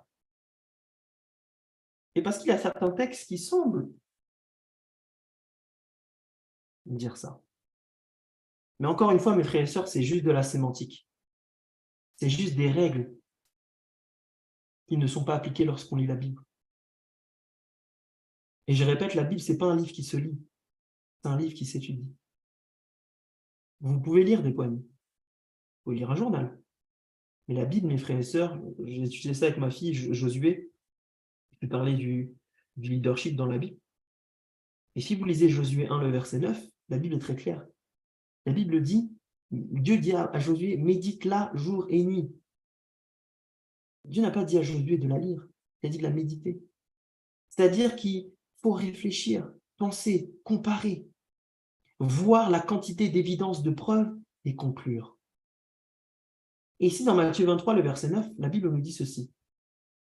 N'appelez personne sur la terre votre Père, car un seul est votre Père, celui qui est où? Dans les cieux. Vous voyez qu'il y a un problème? Vous voyez pas qu'il y a un problème pour ceux et celles qui pensent que le Saint-Esprit est le Père? Matthieu 23, le verset 9, dans le contexte, on nous dit que le Père est où? Dans les cieux. Mais dans Acte 1, on nous dit que le Saint-Esprit a été déversé où? Sur la terre. Comment, mes frères et sœurs, le Saint-Esprit peut être sur la terre s'il est le Père et en même temps, Jésus-Christ dit lui-même de sa bouche que le Père est dans les cieux? Alors qu'il y a plein d'endroits, hein. Vous vous rappelez lorsqu'il a envoyé les 70, etc. Il leur a dit, vas-y, je vous donne le pouvoir de. Par la puissance de quoi? Du Saint-Esprit. À aucun moment donné, mes frères et sœurs, Jésus-Christ a dit que le Père était sur terre. Le Saint-Esprit et le Père ne peuvent être la même personne. Sinon, Jésus-Christ a menti lorsqu'il disait que le Père était dans les cieux. Alors, il y a un texte qui est problématique, d'ailleurs qu'on m'a cité ici, Matthieu 10, le verset 31, qui peut être effectivement troublant lorsque l'on lit, mais qu'on ne médite pas le texte. Matthieu 10, le verset 31 nous dit ceci. « Car ce n'est pas vous qui parlerez, c'est l'Esprit de votre Père qui parlera en vous. » Alors là, oui, si vous ne faites pas attention, effectivement, au premier abord, et il faut le reconnaître, ça peut paraître, et ça paraît même très confus. Et c'est pour ça, mes frères et sœurs, que quand il y a un texte qui est dur, il faut regarder le contexte, premièrement, pour voir si c'est que c'était la pensée de l'auteur. 1. 2, il faut voir les évidences de l'entièreté de la Bible, pas seulement des parcelles. Et quand on comprend ça, déjà d'une dans le contexte, Matthieu 10, le verset 31, nous parle de quoi? Du Saint-Esprit qui nous rappellera tout ce que nous dirons lorsqu'on sera amené devant les tribunaux pour défendre nos croyances. Ici, on ne parle pas d'un débat sur la personne ou pas la personne. On ne parle pas de ça, dans le contexte. Donc déjà, ça devrait, comme on dit en anglais, nous mettre un red flag, en lui disant, oh, pourquoi moi je comprends ça, alors que dans le contexte, ce n'est pas la pensée que traduit le texte. Maintenant, vous savez quoi? C'est une erreur de sémantique qui est commune. Vous savez pourquoi? Tout à l'heure, je vous ai donné un exemple. Ici, lorsqu'on dit « c'est l'esprit de votre Père », on ne parle pas de la provenance. On parle, pardon, de la provenance. On ne parle pas de l'appartenance. Elle est là l'erreur, en fait. Lorsqu'on dit « l'esprit de votre Père », on parle de la localisation géographique d'où venait l'esprit. On parle de la provenance. Et là, vous vous dites « ah, mais Amiel invente ». Vous savez pourquoi j'invente pas, mes frères et sœurs? Parce qu'à chaque fois qu'il y a un lien entre l'esprit et le Père, on parle toujours de la provenance, pas de l'appartenance. Parce que ça peut être à double interprétation, effectivement. L'esprit de votre Père, ça peut dire l'esprit qui appartient au Père, je le conçois, mais ça peut aussi dire l'esprit qui vient, provenance du Père.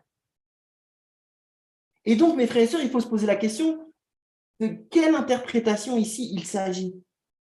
Et pour ça, il faut regarder les textes où on mentionne l'Esprit et le Père. C'est un exercice que j'ai fait. Et regardez, mes frères et sœurs. Jean 14, le verset 26. Mais le consolateur, l'Esprit Saint que le Père, quoi, enverra. On parle de quoi ici, mes frères et sœurs? D'appartenance ou de provenance? De provenance. C'est le Père qui envoie. OK? Si je vous envoie la balle fait un déplacement géographique entre moi et l'autre endroit. Jean 15, le verset 26. Quand sera venu le consolateur que je vous enverrai de la part du Père, l'esprit de vérité. On parle ici quoi? D'appartenance ou de provenance? De provenance, de localisation. Et regardez la suite du texte, nous dit qui vient du Père. Mais on comprend qu'en lisant la phrase d'avant, on parle de quoi? Lorsqu'on dit qui vient du Père, on parle de quoi? De la provenance, envoyée de la part du Père. Jean 16. Cependant, je vous le dis en vérité, verset 7, il vous est avantageux que je m'en aille, car si je ne m'en vais pas, le consolateur ne viendra pas vers vous. Et d'ailleurs, ça, pour moi, c'est un texte qui est clair que les deux, déjà, Jésus-Christ et le Saint-Esprit sont pas, c'est pas la même. S'ils étaient un, mes frères et sœurs, il est préférable que les deux soient ensemble et se réunissent. Pourquoi il faut que l'un parte pour que l'autre vienne? C'est bien parce que les deux, mes frères et sœurs, sont deux entités différentes, deux personnes différentes. Deux personnalités différentes. Et on nous dit le consolateur ne viendra pas vers vous. On parle de quoi? D'appartenance ici ou de provenance? De provenance. D'un déplacement géographique, de localisation. Mais si je m'en vais, qu'est-ce qu'il est dit? Je vous enverrai. Provenance ou appartenance? Provenance. L'esprit, mes frères et sœurs, vient du Père. Et c'est pour ça qu'on tombe facilement dans l'erreur. C'est parce qu'en fait, on ne veut pas faire l'effort de tout regarder dans son entièreté. Et parfois, lorsqu'on est convaincu de quelque chose, mes frères et sœurs, il faut laisser Dieu déconstruire et dire à Dieu, écoute, là, il y a un texte qui peut me poser problème, est-ce que... Et Dieu va vous révéler. Mais la Bible est très claire, mes frères et sœurs. Moi, j'ai fait l'exercice. J'ai regardé Matthieu 10, le verset 31, parce que c'était un verset pour moi qui était un peu troublant. J'ai regardé le contexte, je me suis dit, ah, intéressant. Et j'ai regardé là où il y a le lien avec le Père et l'Esprit, et on parle toujours d'un déplacement géographique. L'Esprit qui vient du Père ne sort pas du Père, ce n'est pas ce que le texte dit. Toute la Bible donc parle du Père qui l'envoie d'une destination à une autre. Donc quand on dit l'Esprit vient du Père, c'est dans le sens provenance géographique. Et j'ai envie de vous dire, mes frères et sœurs, si vous tombez dans ça, vous tombez dans la Trinité catholique. Dieu bénisse les catholiques.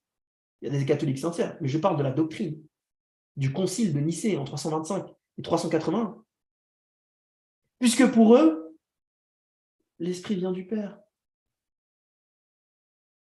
Mais ce n'est pas ce que la Bible enseigne, mes frères et sœurs. Et acte 2, lorsqu'ils vont recevoir le Saint-Esprit, on nous dit bien, il a reçu du Père le Saint-Esprit. On comprend maintenant qu'on parle de là.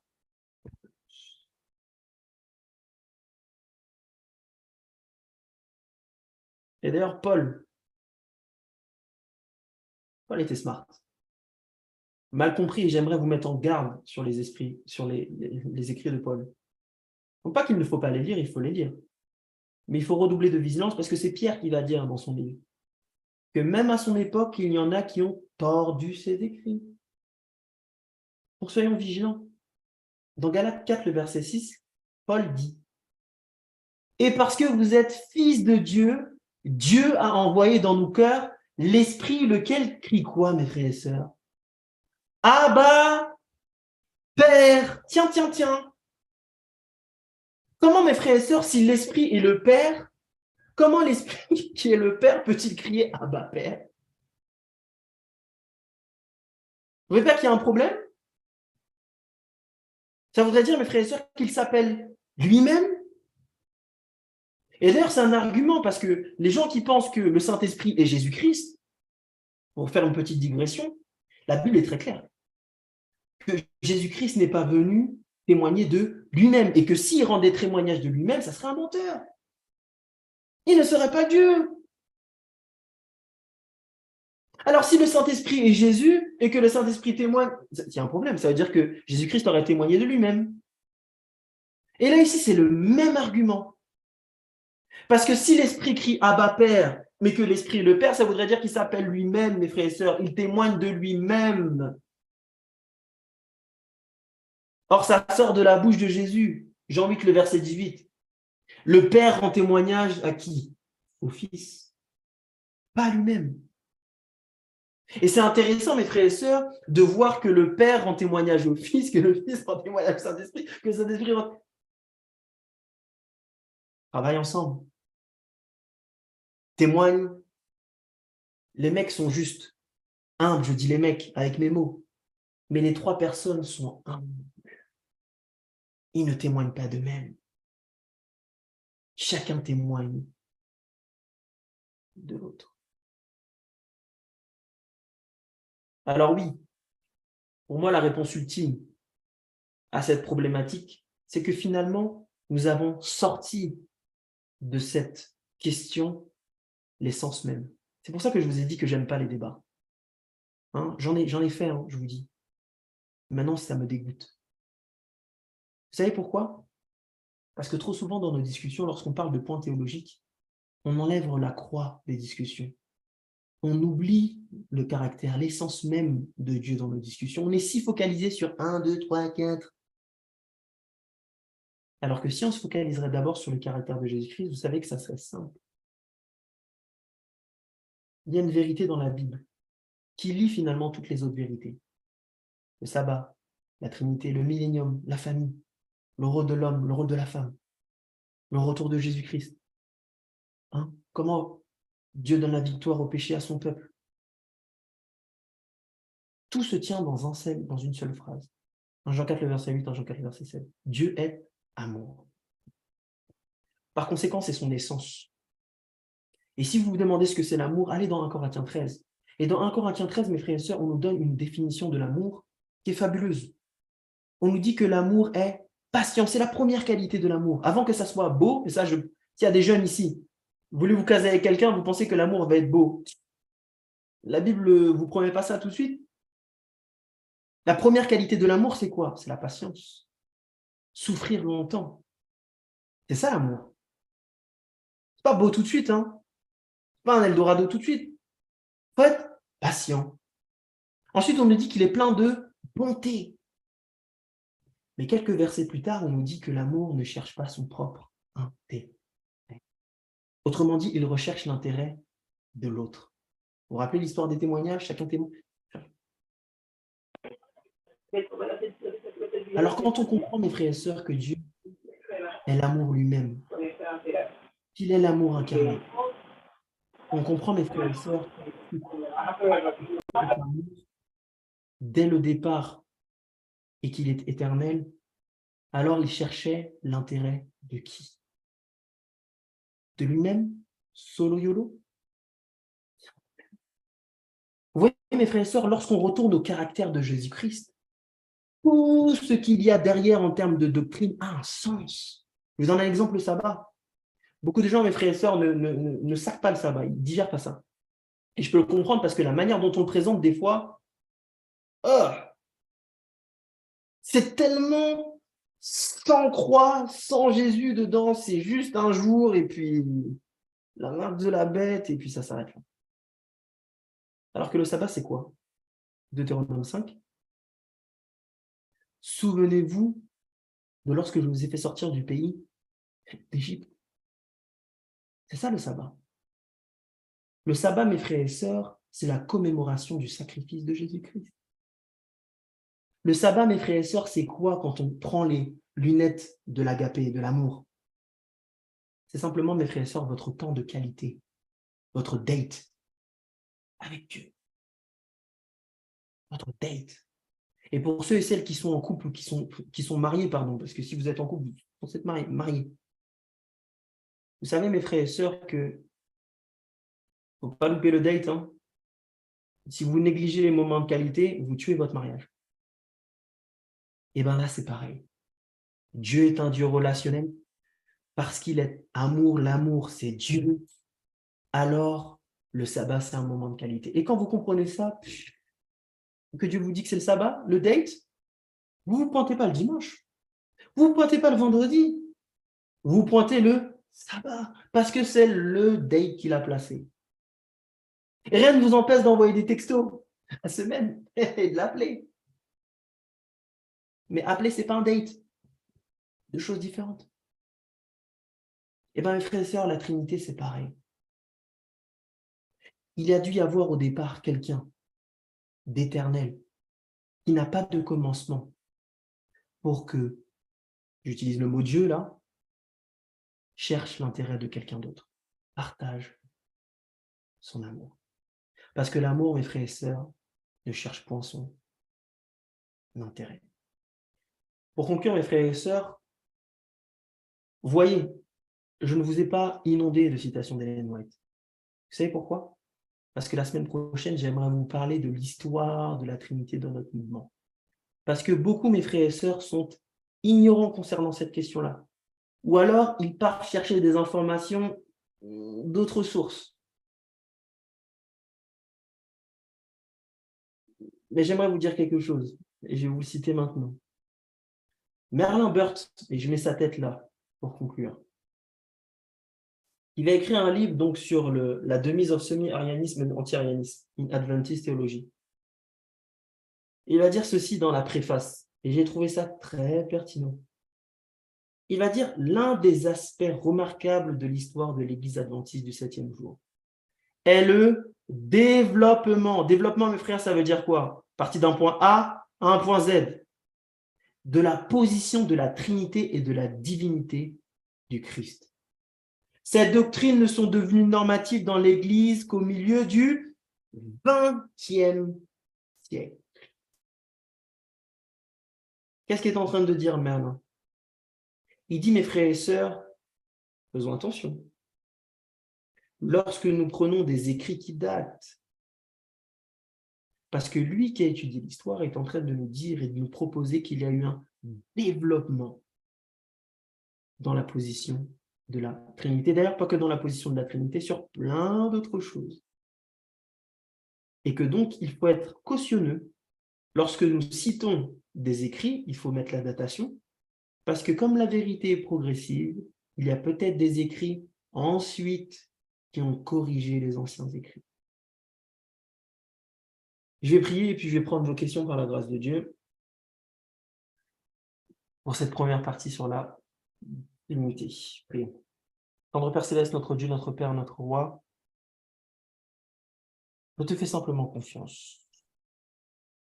Père éternel, rappelle-nous que notre ennemi, ce n'est pas l'autre, mais c'est finalement, Père, l'ignorance. C'est peut-être même nous-mêmes. Je te remercie pour ta parole qui nous donne des révélations qui sont claires, mais je te remercie également pour le Saint-Esprit, troisième personne de la divinité, qui nous a été promis pour notre bien-être à tous. Je te prie, de Père Céleste, que tu sanctifies nos discussions, que tu sanctifies nos pensées. Au nom de Jésus, nous t'avons prié. Amen. Amen. Merci, Je vous Amiel, pour cet exposé bien préparé.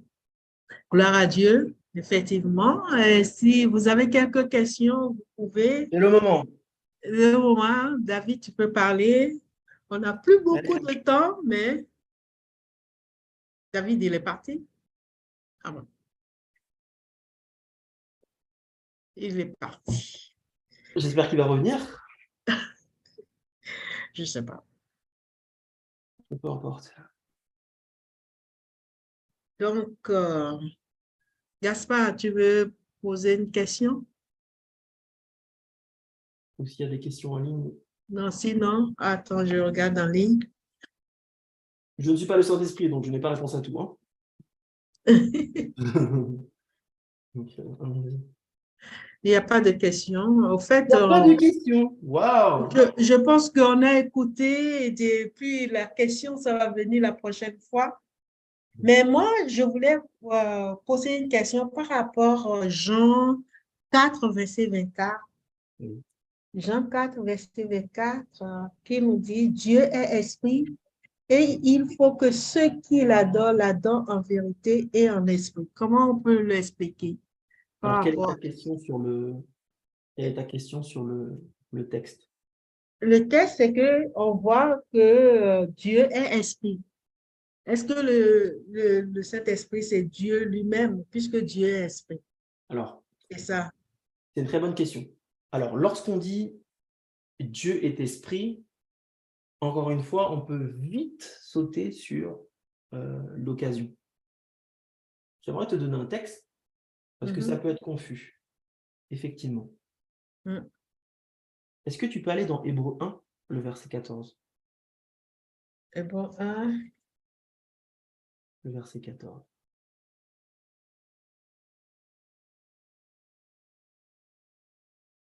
Est-ce que tu peux lire même à partir du verset... Verset 14. Attends, je vais lire avec toi. Tu peux lire même le verset... Hébreux. Ne sont pas tous des esprits au service de Dieu, envoyés pour 13. exercer, à partir de 13, 13 à 14.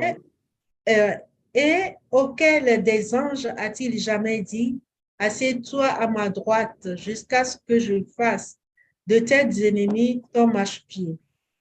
Ne sont-ils pas tous des esprits au service de Dieu, envoyés pour exercer un ministère en faveur de ceux qui doivent arriver du salut? Est-ce que les anges sont le Saint-Esprit, Marceline?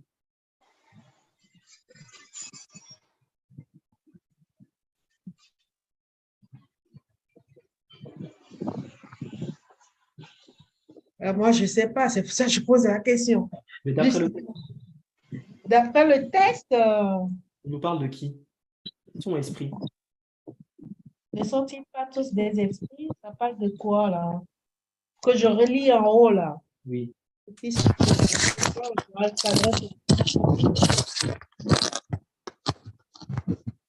Et auquel des anges n'ont jamais dit, assieds-toi à ma droite jusqu'à ce que je fasse de tes ennemis. Donc, par rapport au test, si on veut, par rapport au test, on peut dire que les anges aussi sont des esprits.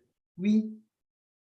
Pourquoi je te dis ça? Parce que dans le texte que tu prends dans Jean 4, tu sautes tout de suite sur la conclusion en disant, qu'est-ce que ça veut dire? Dieu est esprit. Est-ce que ça veut dire que Dieu est le Saint-Esprit? Pas forcément. Parce que dans Hébreux Mais 1, le Saint-Esprit, c'est l'Esprit de Dieu, puisque mais, c'est Dieu qui donne l'Esprit de Dieu. mais regarde, dans Hébreux 1, on nous dit que les anges sont esprits aussi. Est-ce que les anges sont le Saint-Esprit, Marceline? Là, on ne parle pas des anges. On parle des anges dans Hébreux 1. Oui, mais là, dans notre contexte, là, on Oui, parle de Dieu, le Fils et le Saint-Esprit. mais où tu vois qu'on parle dans le contexte du Père et du Fils et du Saint-Esprit? Montre-moi dans le contexte où on nous parle des trois. Là, ce que tu l'as exposé, que tu as fait, on parle du Saint-Esprit. On parle du Fils, on a parlé de Jésus, on a parlé de Dieu. Dans le contexte. Dans le contexte de Jean 4, oui. Que Dieu est esprit et ceux qui l'adorent doivent l'adorer en esprit et en vérité. Oui. Moi, je voulais simplement savoir comment on pourra l'expliquer, en fait. Je ne sais pas. Si tu me reposes la question, je ne saurais te répondre.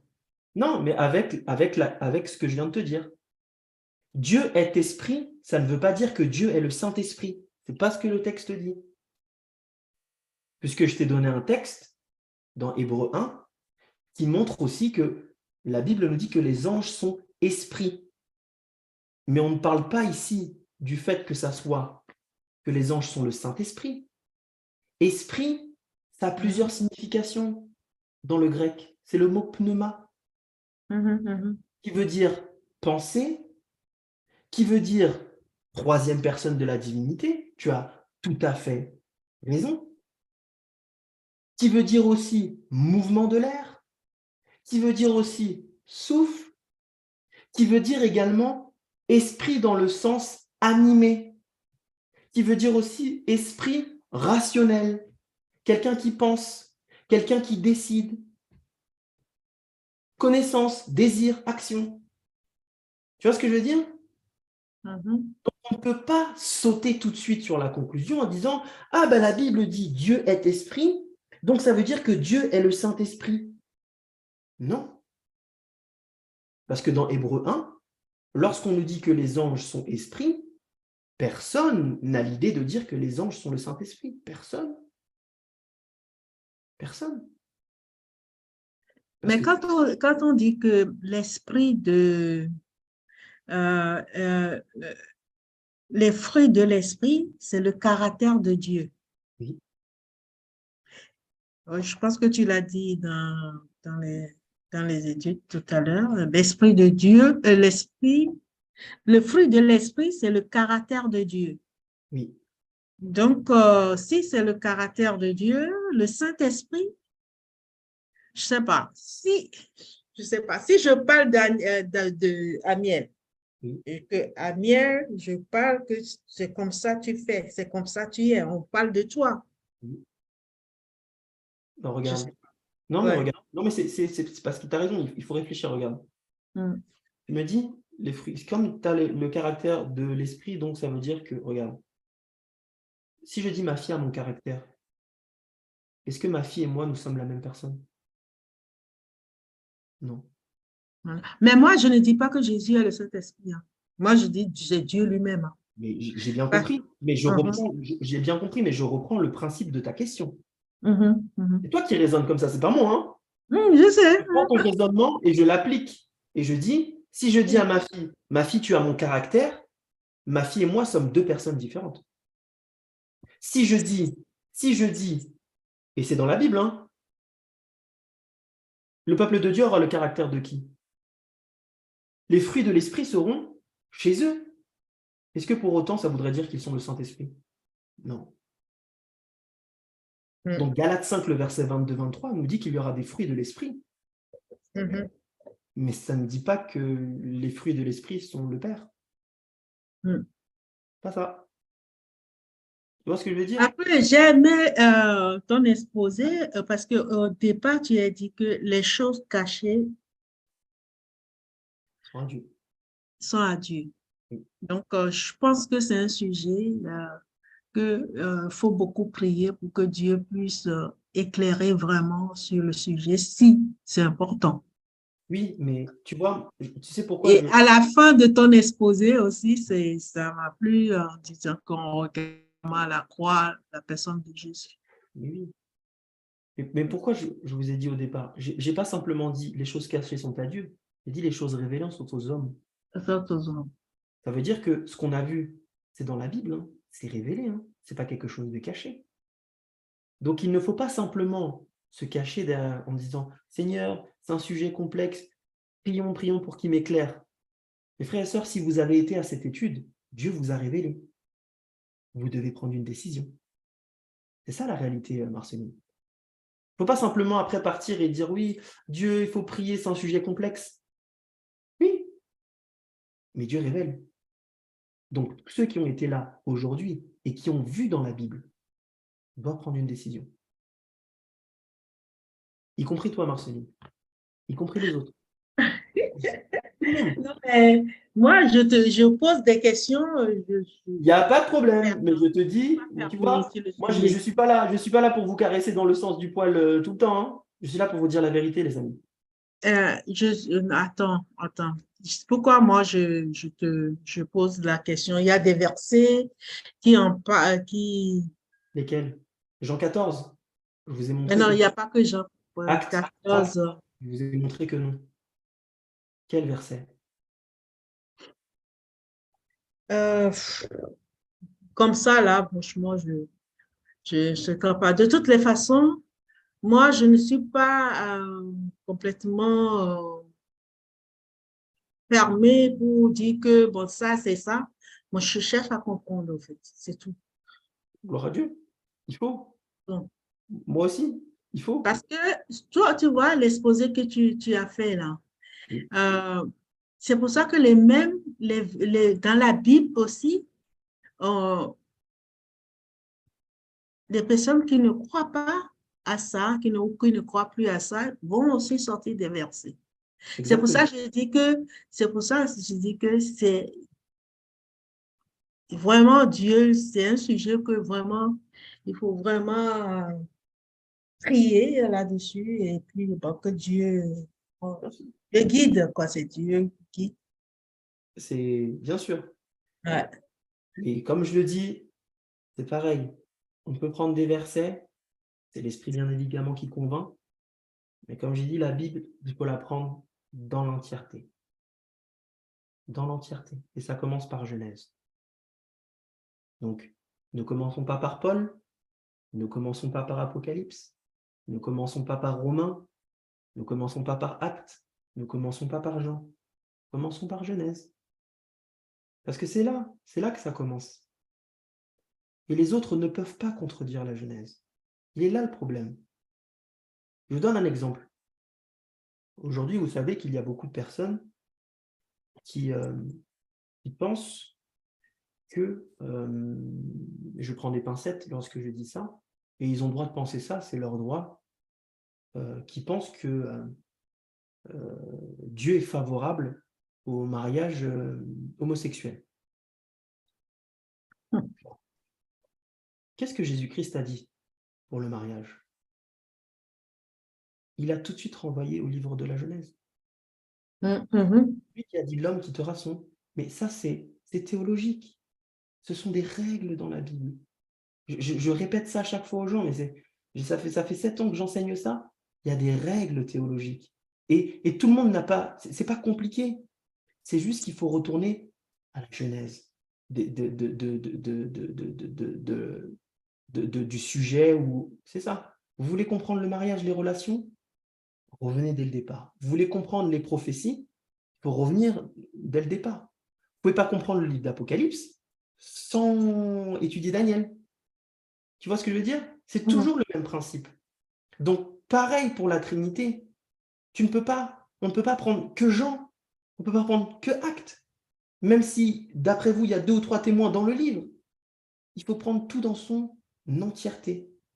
Et dans la démonstration que j'ai faite, et j'espère que j'ai respecté ces règles herméneutiques, je suis bien parti du départ pour arriver dans le Nouveau Testament. Je n'ai pas fait l'inverse. Pour vous montrer qu'en fait, la Bible, ça s'explique dès le départ. Et quand on comprend la base, la fondation, c'est Psaume qui dit ça, Proverbe. Si les fondations sont détruites, que fera le juste? Il faut revenir aux fondations. Il faut revenir aux fondations. Et je vous invite vraiment à le faire.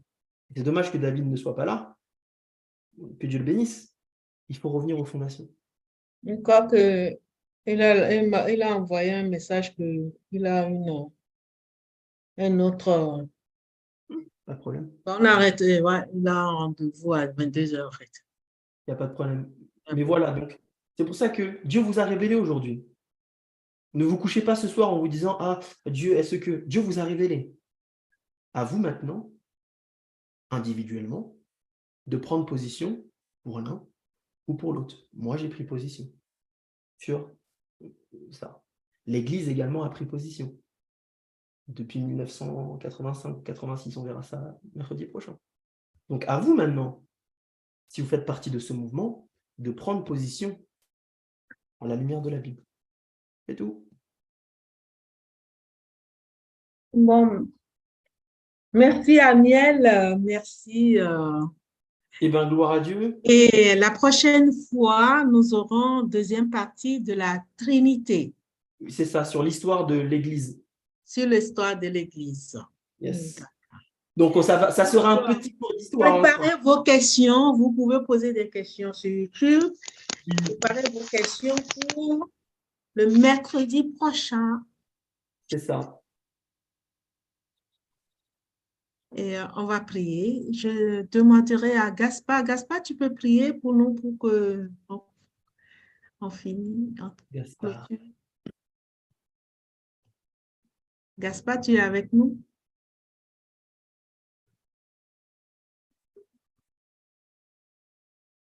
Alors, Sœur Pauline, tu es avec nous? Non. Alors, oui. Alors, je prie. Notre Dieu, notre Père, nous te remercions pour ton amour, pour ta grâce et pour ta générosité envers nous. Nous te remercions pour ton fils Amiel. Et nous te demandons, au Père éternel, que ton esprit se repose sur lui et que, Seigneur, que tu lui accordes tout ce dont il a besoin pour être épanoui avec toi et dans sa vie. De même pour chacun de nous ici présents. Nous te remercions pour cette étude aujourd'hui. Seigneur, nous te demandons que tu nous permets d'être comme les Béréens et que tu nous accordes l'intelligence, la sagesse, le discernement à toutes les personnes qui vont regarder cette vidéo puissent être remplies de toi, que toi-même, par ton esprit, que tu puisses guider dans ta vérité. Que ton nom soit glorifié et que ton règne vienne dans le nom puissant de Jésus et pour ta gloire. Amen. Amen. Amen. Amen, amen, amen, amen. Amen. L'enregistrement, c'était déjà enregistré, c'est-à-dire que je peux partager le lien à des personnes, hein. Ça sera déjà